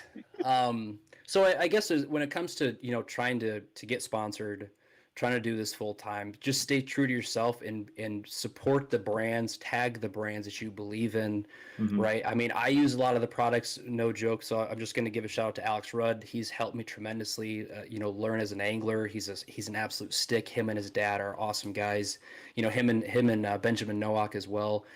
I use a lot of the tackle that I use because this is what those guys use, right? And I don't know any better, right? So I use a lot of that stuff now, and I talk about it because that's what works for me, right? So just be true to yourself. Don't bash other companies, right? That's probably the biggest thing right now that you have to be careful of is when you start to represent brands, every single post, every single comment that you make on social media, you represent the brands that sponsor you, right? So for example, I had some guy just give me this, I was trying to get that backlash out. Did you guys see that backlash reels where I took it out completely? Some guy was like, you are stupid. You're doing that wrong. I can do that better than you can. I'm like, you probably can. I don't know what I'm doing. And he's like, oh, am I supposed to say, sorry, man, you got this, good job? And I said, no, dude, legitimately, I don't know what I'm doing. I just thought I'm going to show people how to get a backlash out, right? It could be right, could be wrong. I got it out eventually. The guy started following me, right? So I just showered him with compliments. And then this other guy was just, for some odd reason, and I went to his profile. He's got one sponsor. I'm not going to name the name. And I saw that sponsor name on there, and I thought, you know what? I'm going to reply to a comment, tag his sponsor, and say, I don't think your sponsor would really appreciate you bashing someone else in the fishing industry. So you might want to just, whatever. But no one, ever since I thought about that, no one's no one's like try to bash me or just give me hate mail or whatever. Which you guys all get it, right? We all get it. Dylan tells me stories about people that just try to bash on him. It's like, dude, keep doing you. That's when you're knowing to do things right, when people are trying to hate on you for being successful. So I want to address this because it's my favorite thing to ask like any content creators. We bring on like a lot of entrepreneurs, business owners, things like that on this podcast too. But whenever I get a chance to have a content creator on here, my favorite question for them is, what is the most trolly comment you've ever had? The one that you couldn't just like ignore. You felt the need to just like hit them back, just clap back. And maybe you did, maybe you didn't. If you did, and it was a clever one, go ahead and share. But if not, that's fine too. What was the trolliest comment you've ever got? I'm all about positivity, right? Like I try to spew positive. There's too much negativity in the world, right? Just step outside and go to TikTok for 5 minutes, and you're exposed to all the other BS going on. And again, I want to be that avenue to step away from that potentially, if that's what you want, because I don't talk about it because I don't want to, right? And the problem is if you start to talk about it, whichever side you're on, you alienate 50% of your followers, right? So it's like, just don't even talk about it. So, I don't let it bother me, right? Like if someone is, the more hateful someone is to me and the more they try to throw me under the bus, I'm just like, hey man, I appreciate the support, because every time they put a comment on a post, it helps the algorithm, right? And every time we comment back, it drives the comments through the algorithm. So I'm just like, hey man, I really appreciate the support. Hope next time you get on the water, you catch a PB, have a great weekend. And then it's just kind of like your That's what Paul does. So Dude, when people are incredibly rude, I'm incredibly nice. I'm like, thanks, bro. Love, big heart. Neat. oh, make, every make sure time. it's for the algorithm. Make sure it's 4 words minimum with no punctuation, no pictures, because that's what the Instagram algorithm likes. So minimum 4 words with no punctuation. Haters are your biggest fans because they pay way more attention to what you are doing than even what your actual fan does. They will follow every single second of your life when you post something. Yeah. So now that you're on YouTube, what you're going to notice is that you're going to get random dislikes, and you're going to be like, what dislikes on this? But you're going to get the same number of dislikes on every single video, and that is YouTube. So, like, I literally, the last video I just posted, I just want to say this. It's like me and my family shopping at Cabela's. It was like a vlog style video. Awesome. And like my little daughters are in it, right? And my daughter Emma, my oldest, says like and subscribe in like the cutest way possible. And 5 people disliked that video, and I was like, literally, you are just like saying dislike to my child's face. Like that's what it felt like to me. She's like, Hope you can sleep at night. and they're just like, dumb Oh, kid. they zip up their sleeping bag in their basement. And they're like, I sleep fine. They're like, yeah, I'm good. Your kid's dumb. I was like, I don't understand it, honestly, right? It's just like with my normal job, I never bash another competitor, right? I always speak highly. It's too small of a world, right? Things will come back to bite you in the butt. You have to care for that to matter, though. And that's the thing, is like, I think there's people that just literally don't care. And I think that that's okay. Like, I'm not that person. So it like, and I try and tell this to Jeff all the time, like, you're not going to win. You're not gonna like. I don't fight him. No, I know, but like we've had this conversation, right? And I'm like, you want to win, like you, not you, Jeff specifically, but like you as the person getting like thrashed for no reason at all. Like you want to go win. Like I want to get into a ring with this person, and I want to show them how good I am at dump tackling. Like that's my goal. And you're not gonna do that with a comment. Like you're not gonna beat somebody who doesn't care. Like so, I don't even like Not like, no, I'm good. Move on. The only way I like to respond is just like very dry satire. So like if I can come up with a really good like satirical response, like I'm all about that. And there was a kid that hit us up in our like mean comments video, which by the way is so fun to do. Save them up, screenshot them, save them up. It's a blast. I should do that. Paul and I were just cracking up in my basement doing that. It's hilarious. But like some guy was like, man, this is so staged, and like that happens all the time. I know Georgia Bassmaster was in here, like, you know, like you make skits, like you do it for fun, like you do TikTok. What I did in middle school for film class, like this is literally the exact same thing that I did with my brothers, like blowing up Legos with a digital handheld camcorder. Like that's what we're doing. I just want everyone to be clear. I'm doing the same thing that I did when I was in 7th grade. Everything is staged. It is all a joke. Yeah, 100%. But I'll give you the rundown. We literally found sunglasses in the river. I saw that, yeah. And it was hilarious. And they were like, what if we did this? Because that's how it always goes. It's like, we found it, but it's not like you have your phone out and you're like, I found the sunglasses. Can't wait till I find these sunglasses. Right? Yeah, I hope we find another pair of sunglasses. Yeah. No, it's like you find them both, then you put them in the river, and then you're like, let's do the skit. Yeah, of course it's staged. But anyways, so before we move on from this, I want to turn into a 100-year-old man. I just want to be really clear. Like, my intention with all of the content that I make is to tell a story that is entertaining, potentially educational, fishing related, and that is legitimately what I'm trying to do when I tell that joke about the sunglasses. Because Jeff and like. I didn't record that moment well enough in the video. You can watch the actual reality of us finding the sunglasses. We found them within 10 seconds of each other. You can watch in the video that I edited on YouTube. It happened. You can watch it. I edited it. I left it in so that you could see what really happened. 13 seconds later, I was like, my brain is like, I need to like put this story in a different format so that other people can see it that won't see it on YouTube. And that's exactly what we did. It is. And then people just inevitably go, this is so staged. Which is fine. Like, I don't blame those people because I get why they're upset or whatever, and like they don't necessarily understand what we're doing, and so it doesn't really bother me at all. I understand why you don't like it. That doesn't bother me like even a little bit. Yes, that person like probably can't cut the red wire. If you ask them to cut the red wire, they'd go and cut the green wire. But still, like, this is very much like when you see a TikTok, there's something that I'm trying to convey to you in a way that is relatable to somebody who watches TikTok. That's why the TikTok exists.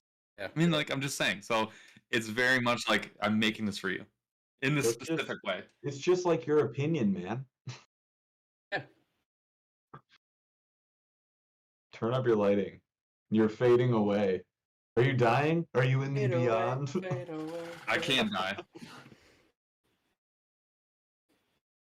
I don't see it.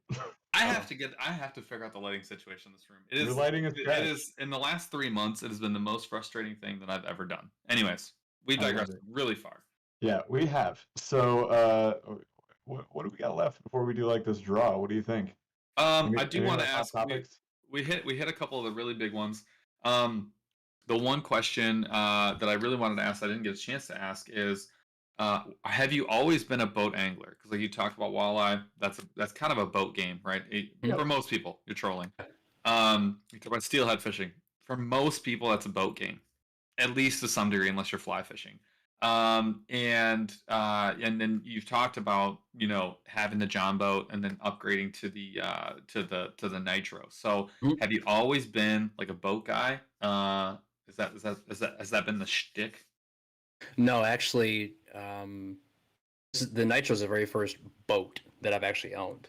Besides my John boat that my grandma gave me from the 50s, which is kind of surreal because that boat was the boat I used to fish off of as a kid in Lake Evans, where I first started fishing. So I have that boat now. But no, growing up or when I was at Ferris, I was fishing the river, from shoreline, casting hot and tots and spawn and stuff. So I still there's a lake right by the house that I still go to in the fall and the spring, and I do bank fishing videos, right? Because there's a whole community of bank fishermen that are on social media, right? So I want to make sure that I'm making content for both anglers, right, as best as I can.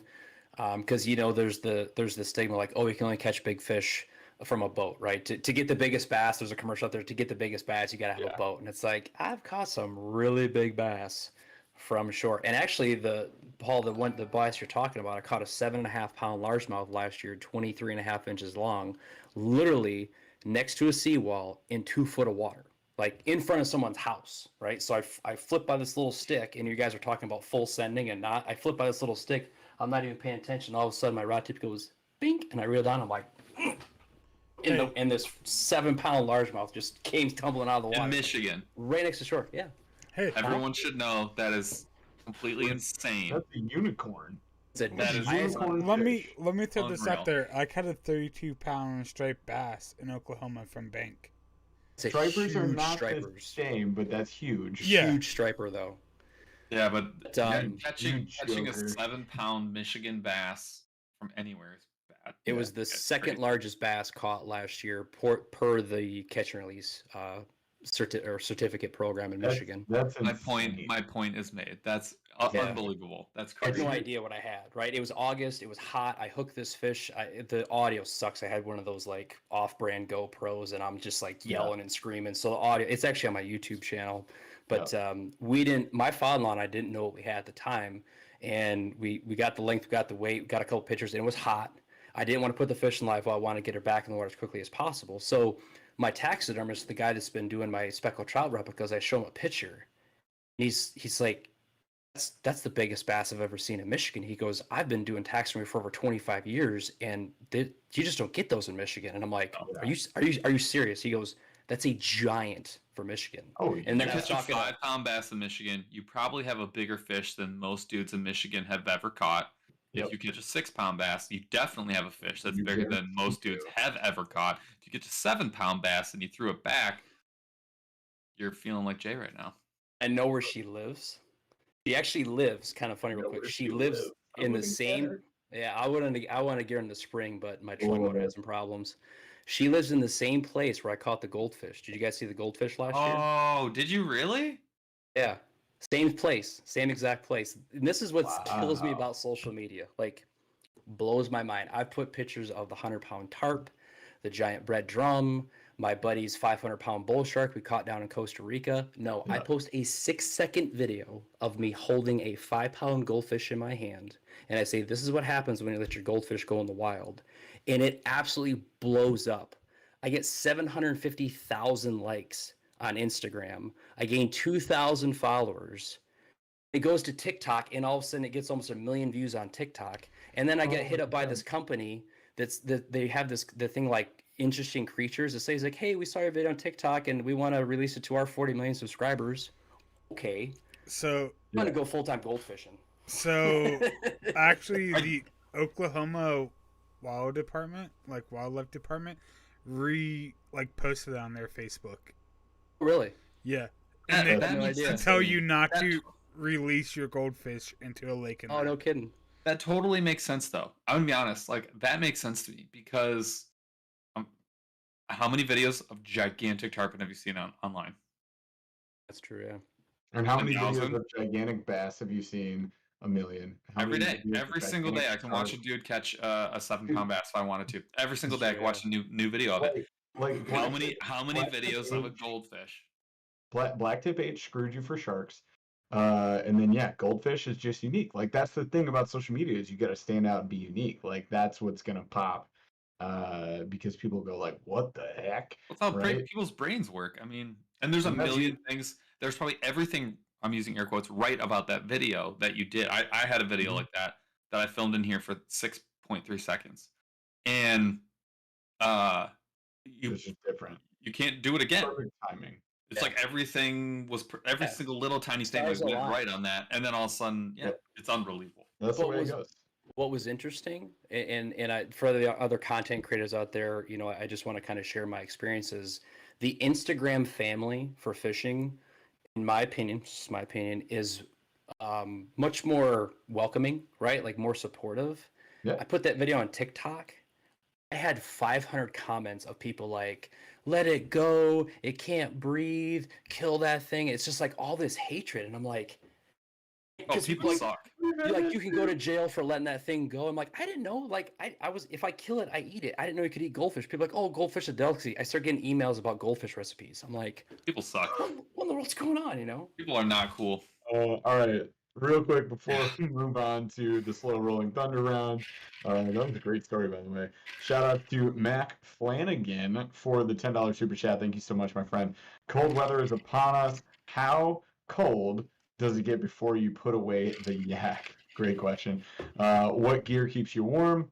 Meet you in the W car pit. Ooh, the W car pit. When pits are a thing again, my friend, I want to go. Like I'm down. I'm maybe too old for a pit, but whatever. Let's do it. All right. So how long till we put away the yaks? When the lake is frozen, solid, then you can't pedal. So the yak goes away. That's No, it. but he makes a rock until it's frozen. Yeah.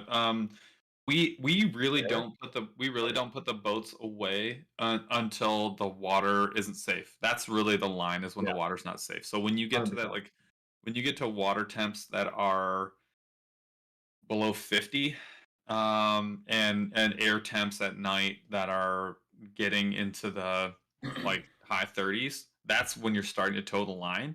And then when you start to get frozen edges, that's really when you're like, I'm gonna go out, but I'm making the decision to go out when I know that there's a level of danger. And then anything after that, like so when you start to see frozen water, that's when we're pretty much done. And it's more just a safety thing. Like I honestly don't want to be putting videos out there of me in like actually dangerous water and have someone go out in a 10-foot pelican, you know, instead of a 14-foot hobie.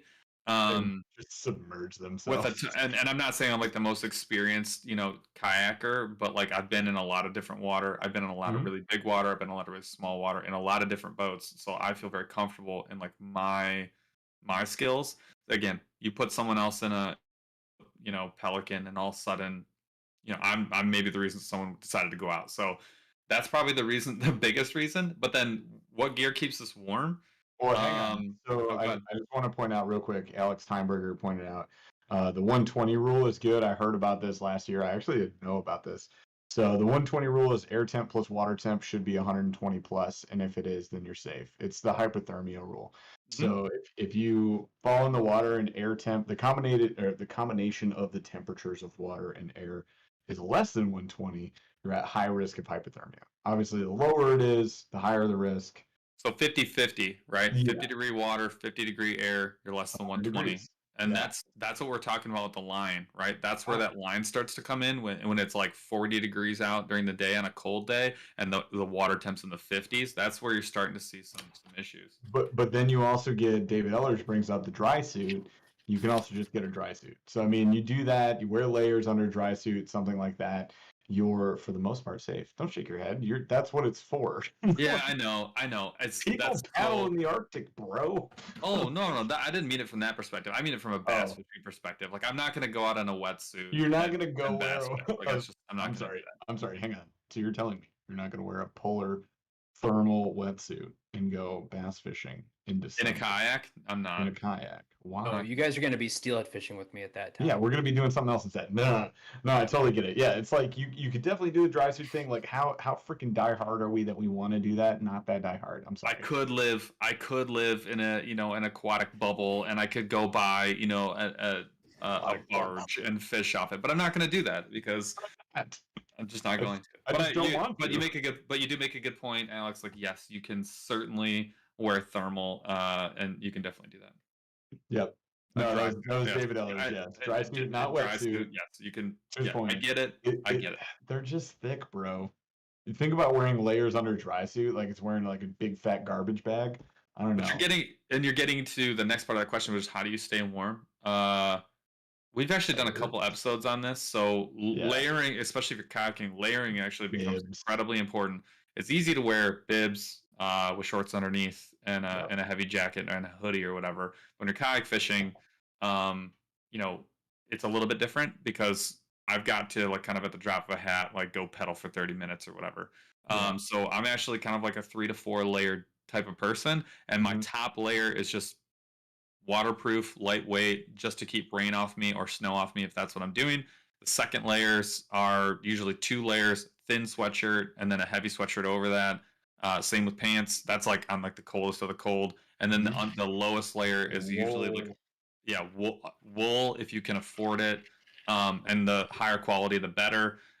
For next to skin, that is like your best bet. The next best thing next to that is actually like your wicking material. So anything that is, I always wear long sleeves when I'm doing that. I don't wear short sleeves. So I wear like actually my fishing shirt is actually a really, really good base layer with no hood. And then I am big time on like the wool undies. That's well worth the price of admission. And then same with socks. Wool socks is like a kind of a no-go. And I do wear big old hunting boots, the knee highs. And then, as soon as we get into that like 50-degree, 40-degree temps. You guys are going to see those boots coming out real soon. We both got them. So you guys are ready for steelhead then? Oh yeah. No, you're good. That's a non-issue. Yep. One thing real quick too, because like when I go it's all day. Like same with deer hunting, like it's all day. So the electronic like vests now and the socks, it is amazing how even if you don't have it all day, just turning that on for 5 minutes and just giving yourself that like game changer. It's a game changer. It's a like when you're deer hunting, Paul. It sounds like you're deer hunting. When you're sitting in a tree all day, you're frozen, man. You turn that thing on, and you're like, oh yeah, just raising that body temperature, that core temperature up just a little bit. It's like an absolute game changer. So if you can afford that stuff. I'm 100 years old, so I'd use coffee, and I actually do use the hand warmers, but I never use them in the beginning of the day. I use them in the middle of the day. That is the clutch move, is to have hand warmers for like 11 o'clock if you're not going in. He has an old like alarm clock with like just ringing bells on it. He's like, 11 o'clock time. And it's the old hand warmers with the stick. The stick you gotta light, and then you gotta close it, and that's old. The asbestos insulation one. You actually have to swallow these. He drinks his Folgers, and he's like, I'm warm now. This part of waking up is going back to bed. All right, I think it's time for slow rolling thunder because Yeah, it is. the crowd is antsy for surprises. We got 3 prizes to give away, y'all. So all you got to do right now, my friends, is chat. And if anybody left, too bad for them, but also invite them back. Bring everybody back into chat. Invite your friends in here. This is the fun part. Start typing chat or whatever you want to type. If you want to ask a really important question, you might want to super chat, and we appreciate it if you do because you're supporting the show. So we've got 3 giveaways. Number 1, $25 gift card to monsterbass.com. Good for anything except the subscription, but you can buy a Burly hat, which Paul's wearing right there. And you can also buy that Monster Bass shirt, or you can also buy tons and tons of tackle. There's all sorts of stuff. We got a limited run Blue Jays maple syrup right there. Oh, an extremely limited of the highest quality run. No, Chaz, get out of here. We love you. You make computers though, so I might trade you some maple syrup. I mean, yeah, if you can build him a computer, he'll give you like computer, which you pay for 11 of the other, of the 12. The 11 of the 12 that you'll get of the maple syrup. And then we have this here bag, which is packed full of, I believe, like 15 baits and plastics. I posted it on IG, so if you want to hop over IG, you know what you're winning. Otherwise, you're getting the bag too. So I'm gonna send it all over to you. Everyone's trying to ban fishing the southeast. So yeah, in order to win, kick them out. In order to win, you're seeing people in the chat do what they do. So you're seeing people just chat things. So just chat things, and you're entered. While we're doing this slow rolling thunder round, usually takes 45 to 100 minutes. But we'll try to be quick. Minimum. And what we're gonna ask you to do, we're gonna pick a random comment at the end of the slow rolling thunder round. If you are picked, we'll announce your screen name that's on here. What you'll need to do is you'll need to type into the chat window your email address. So when you see your name called and you hear, blah blah blah, my name, type in your email address into the chat window. No one will be able to see it, only us, and we will reach out to you, get your contact information, and get you your prize. So without further ado, let's get into the slow rolling thunder round, previously known as the lightning round. So first question has become table stakes. Hood or no hood on your fishing shirt? What is your preference? I feel like he's wearing the answer right now. Well, you don't know that. I have shirts with hoods. No, I've gone full hood. I hate sunscreen.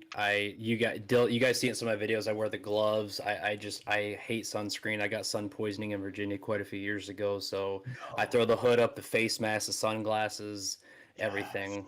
I'm tracking with being against big sunscreen. We really don't like that. Big sunscreen for sure. Yeah. Yes. Yeah, Jeff, can you make us a spreadsheet that close? Keeping track? Dude, we went for like a 6 weeks run of just no hood. No hood made the climb a couple, like a month or so ago. So I want to be really clear, Jay. You were like a 12 out of 10. You're now like a 6 for me. I'm team no hood. Yeah. You're in a different gang. We're actually rivals. Wow, it's the Warriors. Is that what's going on right now? You know it. So next question, what is your typical fishing footwear of choice when you're on the boat? Time of year, does it matter? We'll say summer. Summer? Well, I have a pair of just like knockoff really lightweight shoes. I'll wear those if it's kind of slippery, kind of wet, or I'll just wear like some rubber sandals, or I'll just go barefoot. I mean, it really just depends on. But not the first barefoot answer we've gotten? I think it is actually. Oh no, Chaz has a point. Take Chaz's points away. Hashtag. Oh wait, hold on. Chaz's points away. That was the last option. He went with other options. But it was mentioned. Chaz, I don't care. So just so Jay knows, every time we have like the hood conversation plus the shoe conversation, which the correct answer is Crocs, but that's fine that you answered. Okay. I feel like you were saying Crocs. You were trying to say Crocs. You were trying. I wear like a rubber wet shoe that's kind of soft. It's like a flip flop, but it's not a Croc for sure. A Croc. But anyways, every time we have this conversation, Chaz goes, "No shirt, no shoes."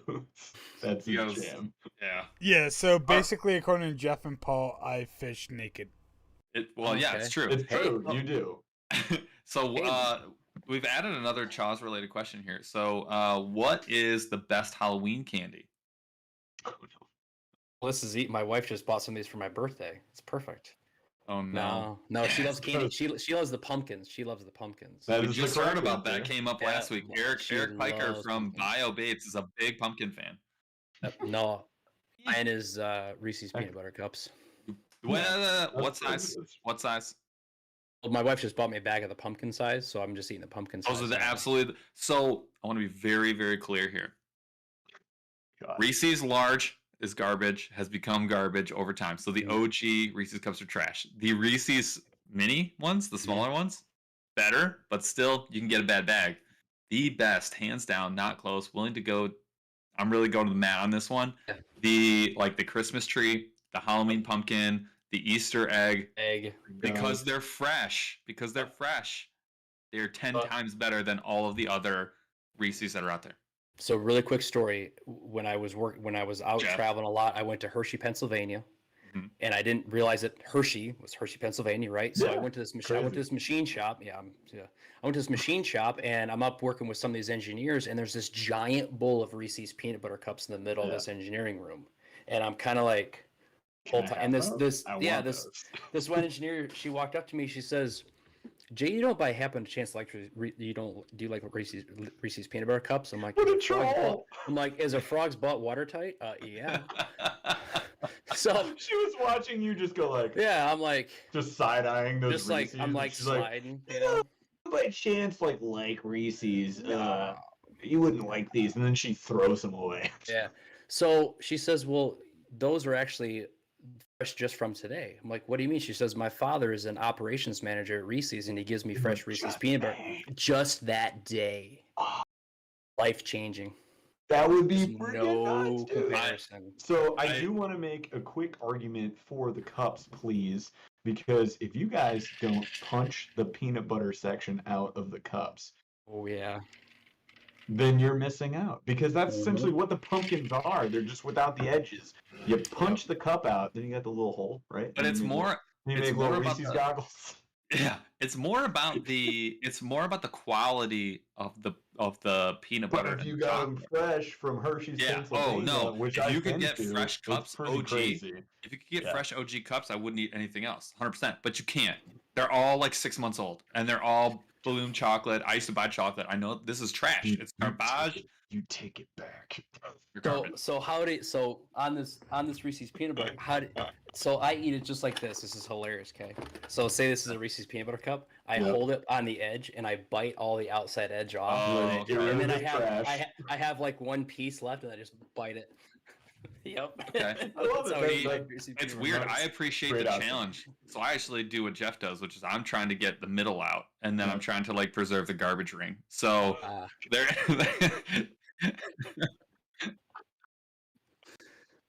Yep.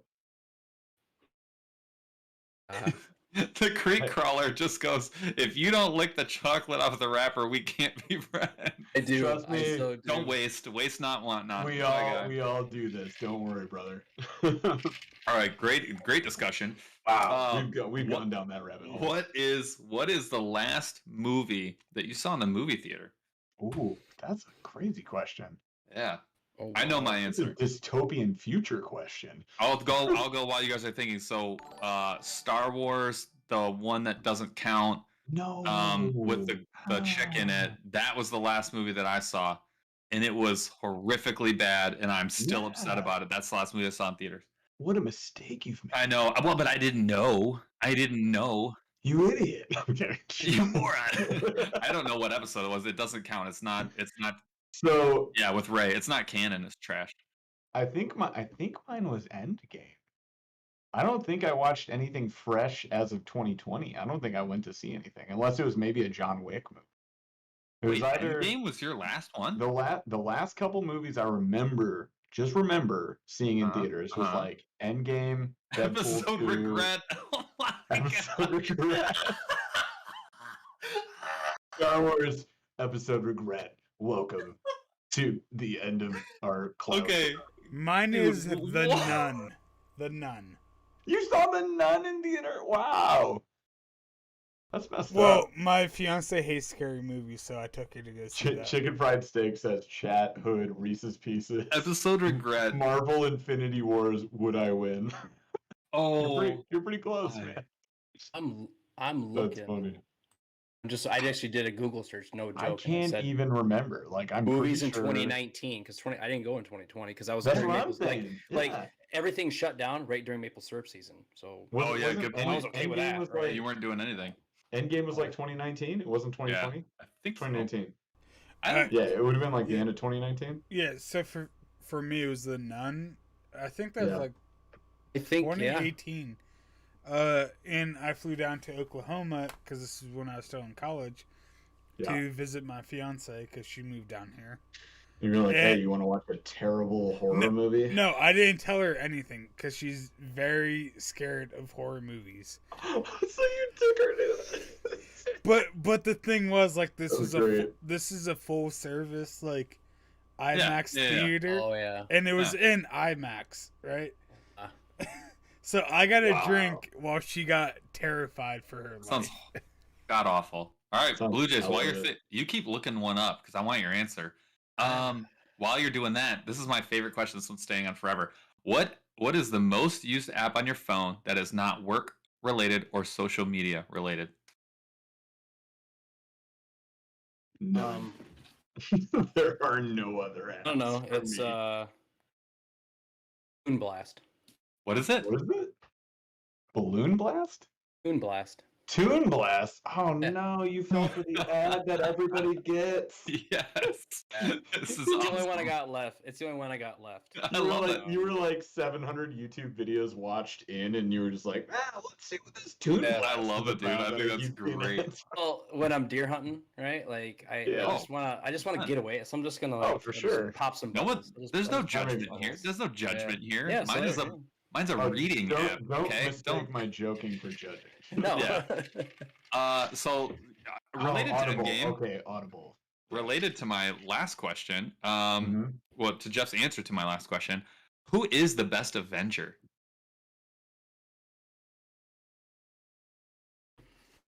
Let the guest go first. Jay? I'm gonna have to think about. I'm gonna think about that. Jeff's like, I'm gonna think about that should I one. let him go or should I just go? All right, Jeff, go. Let's go. I'm going to say the best Avenger to me is Spider-Man. And I'll die on that cross. I hate you so much. That is my answer too, actually. I used to, so I want it to be Hawkeye so bad because like if I could be an Avenger, that's who I would want to be. Like that's the Avenger I'd want to be. I feel like being like, well, let me explain. Let me explain. Being Hawkeye would be like being the kicker on like a Hall of Fame football team. Like you'd make all the money, you wouldn't have to do any of the work, you don't have to die, and then well, actually, you do die in Avengers, so that is recently taken off the table. But everything, doesn't he get deleted? No. Oh yeah, you're right. So I'm definitely Hawkeye. Yeah, I feel like you could, and then he has all my favorite powers that I would actually want. See? Really? You guys have seen the SNL of Hawkeye, right? Where all the Avengers just make fun of him. Obviously. But here's the thing. I don't care. Avengers always won when Hawkeye's there.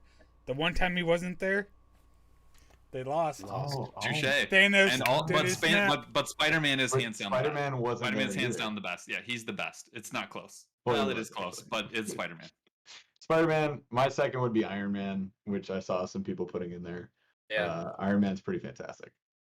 Yeah. I mean, I mean, Captain America. I mean, Red, white, and blue. 100%. yeah. Go blue. Runs a marathon before breakfast just for fun. Yeah, because he's. Yeah. Oh, I think he's good. That's a good pick. Fine. All right. We digress. Avengers apparently came up a whole bunch. I don't know why, but now I feel like I have to go start watching Marvel again. So I'll see you guys in about 64 hours after I catch up on everything. Yeah. All right, Chaz, we got 3 winners to draw. Yeah. And Wait. So which prize are we gonna? They can't all be fish in the southeast. Southeast. The first one that we're gonna draw. Let's do maple syrup. Guest go first. So the maple syrup is up. Number 1. You can win this beautiful. Oh my god! It looks. Shrink it. I You can. that. You can drink this stuff. I would Super Troopers maple syrup challenge that and just chug that. Well, we Right will when now. we go fishing together. We're gonna chug syrup together. So we're Oh. gonna start the Alright. video. We're gonna slam it. We're So, gonna start the video with diabetes. Got it. so Jeff Oh, it used has a to very fly low me out glycemic. for that. Oh, It's really? very low Okay. glycemic, so it's good for diabetics because it doesn't increase your sugar content. You know so- what? Never mind. In your We're gonna- face. We're gonna cure diabetes. All right. All right. Anyways, Diabetes. Give me a winner for shots. the golden The maple syrup. winner is Dominic McDonald. Dominic McDonald. Dominic McDonald, you are the lucky winner. You better be a real So- person. As said, we need your email. We need you to give us the email. And First while of we're all, waiting, tell us that you're real. Say Dominic McDonald. Be like, No, what's up? That's Paul, me. we need to wait to. you're right. Yeah. Wait till what? He's still on here. Dominic McDonald. Well, What? there he is. said nice. Nice. Nice. Oh, very I told nice. I but told him make to it. post it. There it Alright, I is. got it. Yay! That's All a right. record. Dominic McDonald, you are the gold Fastest. standard by which all other winners are going to be judged. Well done. Gold, Everybody- golden delicate. Level up. So Dominic McDonald, we will get this information over to Jay, so that he can Yeah, ship you Jay, some maple syrup. I'll text it to you because I have it. So Yeah. next winner is going to win. I think we're going to do the MonsterBass gift card next. Yeah, let's do the gift card next, and we'll do the back last. So gift The card next- next. The next winner is going to win a $25 digital gift card to Monster Bass. Same deal. We're going to choose a random person when we say, Chaz, do that. And then you're going to, when you win, you're going to say, cool. But right after that, you're going to send us your email. So, Chaz, roll the winner for the $25 Monster Bass gift card. You guys say cool. Tom Gross. Meat. Who is it? Tom Gross. Tom Gross. Gross. What is Look up, at my all these dude? not fish in the southeast. People are just saying cool in chat now. Friggin' AC Spartan, get out of here, nerd. You can't say that. I was hoping the guy that won the maple syrup would said sweet, right? Like, I know. what a- Come on. We expect better of you, listeners. All right, so He who are said we waiting for? woohoo. Tom Gross. There Tom he Gross goes. said Tom. woohoo. He All said right, you already woohoo. broke the first roll, but make it good. Send us the email. Let's do this. Yep. Again, no do one's it. gonna see it. It's just for us and no one else. Jeff's not touching things. My hands are up. Yeah, for Hands are up. once. Type it in. Oh, come on. Come on, dude. You We're can gonna do it. get so much better at this, I swear. Yeah, you guys, come on. Well-oiled machine. Let's do this. I Gotta be a got better it. way for us I to do got it. All right. All right, you guys. Second So best. far, All right, two, give me two one for two. second. Let's see if we can go 3 for 3 today. So we've got one more thing to give away. That is this big old bag. It does have a pink frog in there. Jay approved. All right. Yes. And then we got some other stuff. I don't know, Monster Bass Mad Max Popper. There's the TB115 from Arc. That topwater's sweet. We got a Bio Minnow Jerkbait from Fish Labs. We got that But True while Line you bait. Jeff's reading 15 We lures that you got- can see on We got Instagram, Rabbit bait. Go ahead. Jaws, roll the winner. He said, "Give me a Alright. second." I was No, giving him a I'm second. ready. It literally only took me a second, Jeff. Okay, right. I gave you 30 seconds. You're welcome. Heavy hook sets. Oh, Heavy hook sets is heavy back. hook sets. Let's do Yo. it. Heavy Come hook on sets. now. We want to see cool followed by your email Followed in a by separate window. Followed by beans. Super Duper. Followed by Cool Beans. Seeing a lot of cools, not from. That's not you. Cool. I always appreciate a nice cool. Heavy hook sets. Come on. Come on. I bet you he can We full can send a do it. frog hook set. Oh yeah, absolutely. Yeah, and better heavy hook set. He doesn't miss them. He I'm said, very I'm very pleased. pleased with my current fishing gear. Give it to Oh, someone give- else. All right. Wow, hey, regifting, man. I'll Yeah, roll it Pepe, again then. you can't hear it. Ooh. Oh wow. Good, Wow. good. Everyone thank Heavy Hook Sets. We're gonna roll another Yeah. winner. Chaz, who is it? A turn of events. Fishing the southeast. No, you're lying to me. You're lying to No, me. I am not. You're lying to me. Nope. Is he buying stock in this Can company? we just Like, open a line of credit for him Can we at just the Wait. UPS store? All right. So from here on out, if you want to Heavy give Hook away, Set says I take it back. if, all right, Wait, are you serious? Because I'll give you it back. from here on out, if you want to give away, you're not eligible to win Yeah. For 30 rest of- days, right? yes. No. Fish in the What? Southeast needs to take a bench. Just sit on the bench. I haven't seen him actually claim his prize. I'm gonna give him. He's here. He said He no said way. no way. Yeah. Yeah, but that And he doesn't. knows we have his email. Yep. We've had Trying it for to find years. a loophole. If you would just let me. You can't find a loophole. You can't make this stuff up. Charles, maybe- your hold random on. comment chooser is broken. Maybe Fish in the Southeast also wants to pay it forward. And Oh, he okay. pushed his email. He Fish in the posted his Southeast email. said, nah, screw everybody else. I'll take that. Yeah. Fishing Southeast, I see your email. I'm just gonna double ask one more time. Do you maybe want to give this to somebody else? No? Okay, cool. No, All right, no. Fish Well, in he the didn't say no Southeast. yet. He didn't say no yet. He pretty doesn't much- need to give it back, you guys. Come on. He could No, give it we're back. just This we're is just joshing on the luckiest man ever hacker. You guys gotta be kidding me. Like, he can't be hacking it. It's on Chaz's local computer. Like, it has nothing Yeah. to do with anybody else around. Because This if is you insane. ran your Chaz, do you have your firewall anti-virus defrag software? that recently? you have recently. You should empty the cache. I'm running on Other VPN. things you tell us to do. I runs on VPN. We don't know what we're talking about. We're just We have saying no idea what we're firewall, saying. passwords, We're Yeah. just giving you. I Just run on defrag. VPNs. All right. VPG. He's got a VPN, you guys.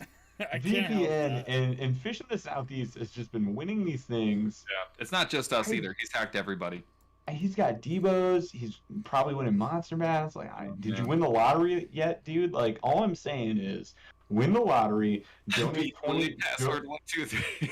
Password 123.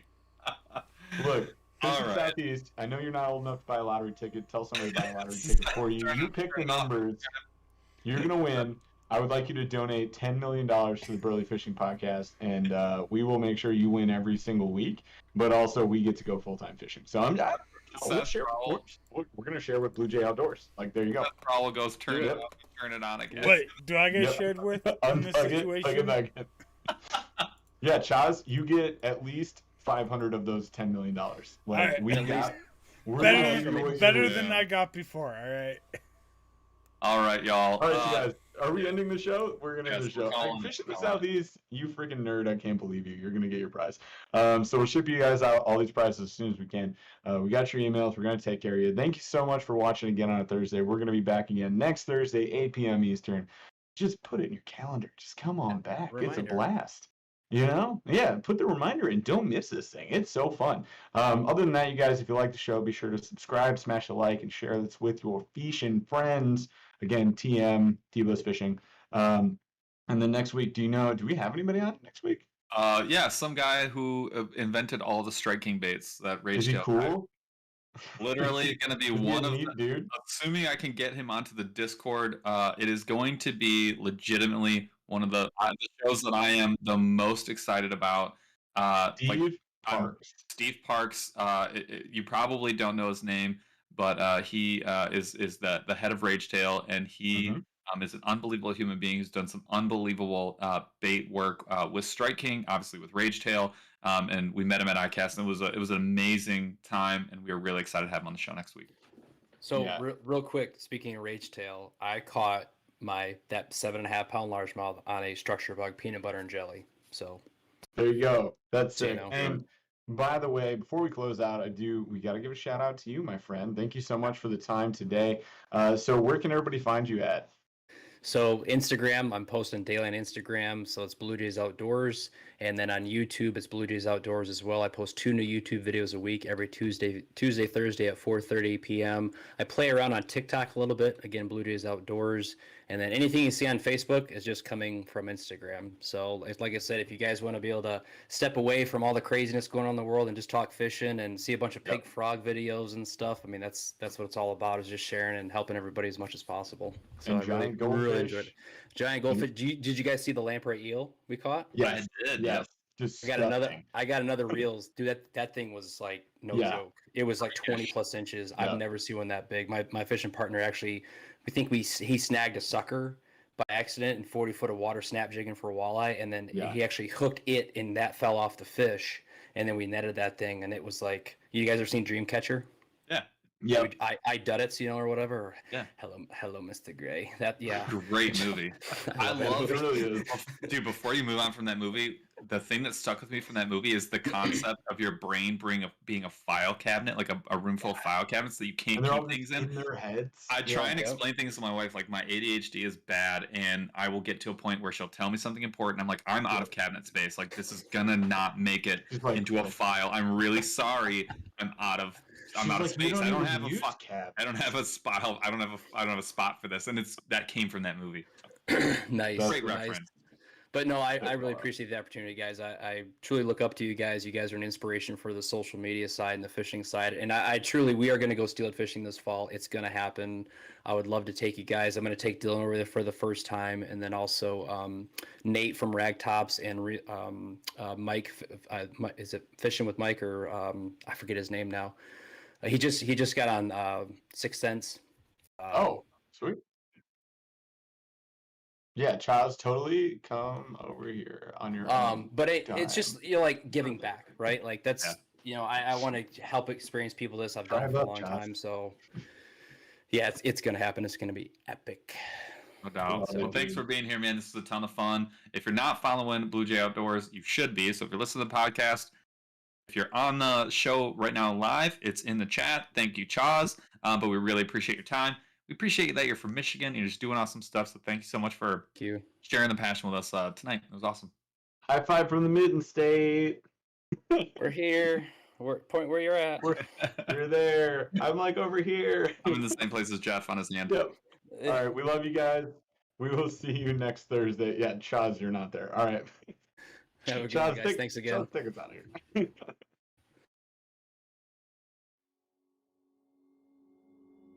Took a swing at a wrecking ball and I prayed for my downfall, and I found a way to reconcile, 'cause in my heart it's not worthwhile.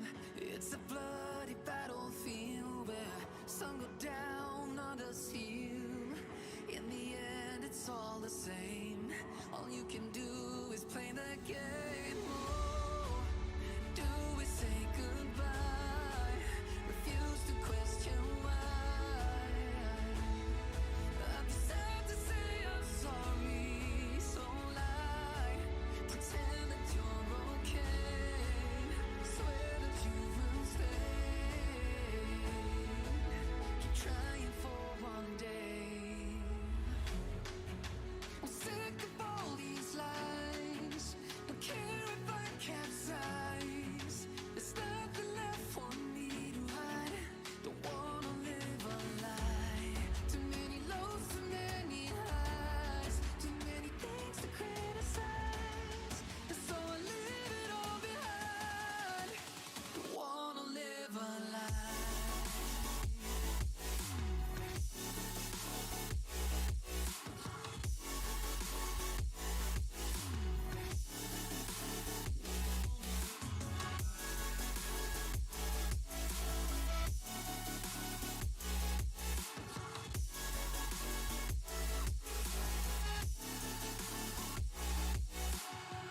Life kept spitting at my feet and forced me down a dead-end street, when all I had went up in flames, burning only dark remains. I cover up every part of my skin, oh, 'cause I don't like the person within, oh. I know I'm the one to blame. All I can do is take the shame. Oh, do we say goodbye? Refuse to question why. I'm too sad to say I'm sorry, so lie and pretend that you're okay. Swear that you will stay. Keep trying for one day. Whoa, I'm sick of all these lies. Don't care if I capsize. There's nothing left for me to hide. Don't wanna live a lie. Too many lows, too many highs. Too many things to criticize. So I leave it all behind. Don't wanna live a lie. A lie.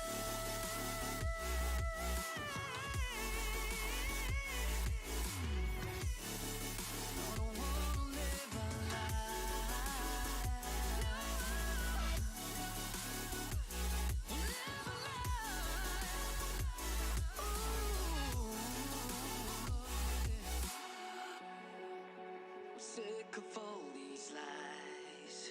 Don't care if I capsize. Oh no.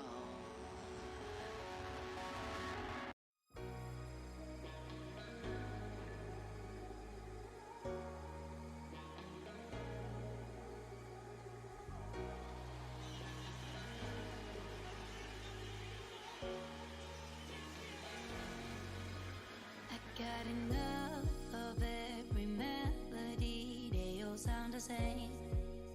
Yeah. For my broken heart, no remedy, but maybe if you stay, we can get away with it.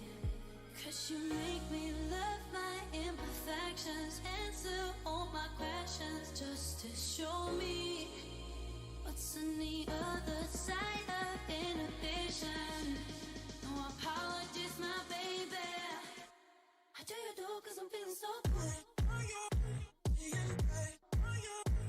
Ooh. I do you do 'cause I'm feeling so good. Ooh. Oh, my darkest memories, now let me fall back. But you'll be there, ready to rescue me if I go out of track. You can get away with it. 'Cause you make me love my imperfections, answer all my questions, just to show me what's on the other side of inhibition. No apologies, my baby. I do you do 'cause I'm feeling so good.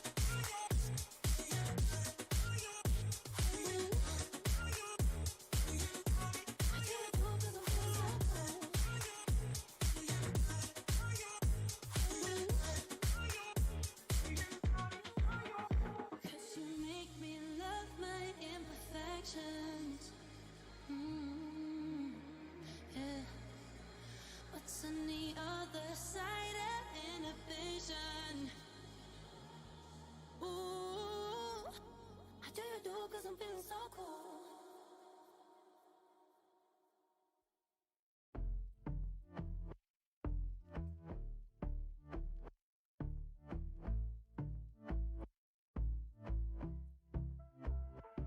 And I've been chillin', watching the ocean with you. Baby, up with a slow motion crew. And we up in our cloudlands when people change, but not us.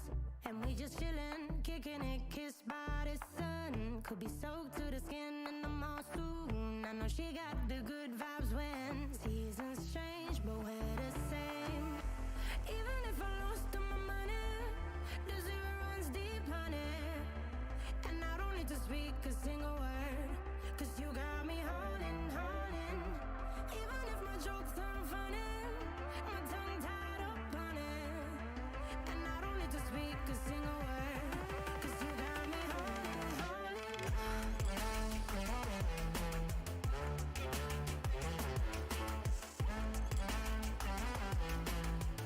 'Cause you got me holding, holding.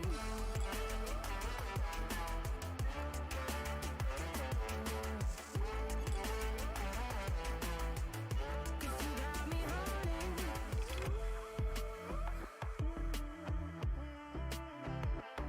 And I'll be running, possessed by a low, low voodoo. Fired up like a wolf on a full moon. And we're stuck in a la la land. The tides will turn without us.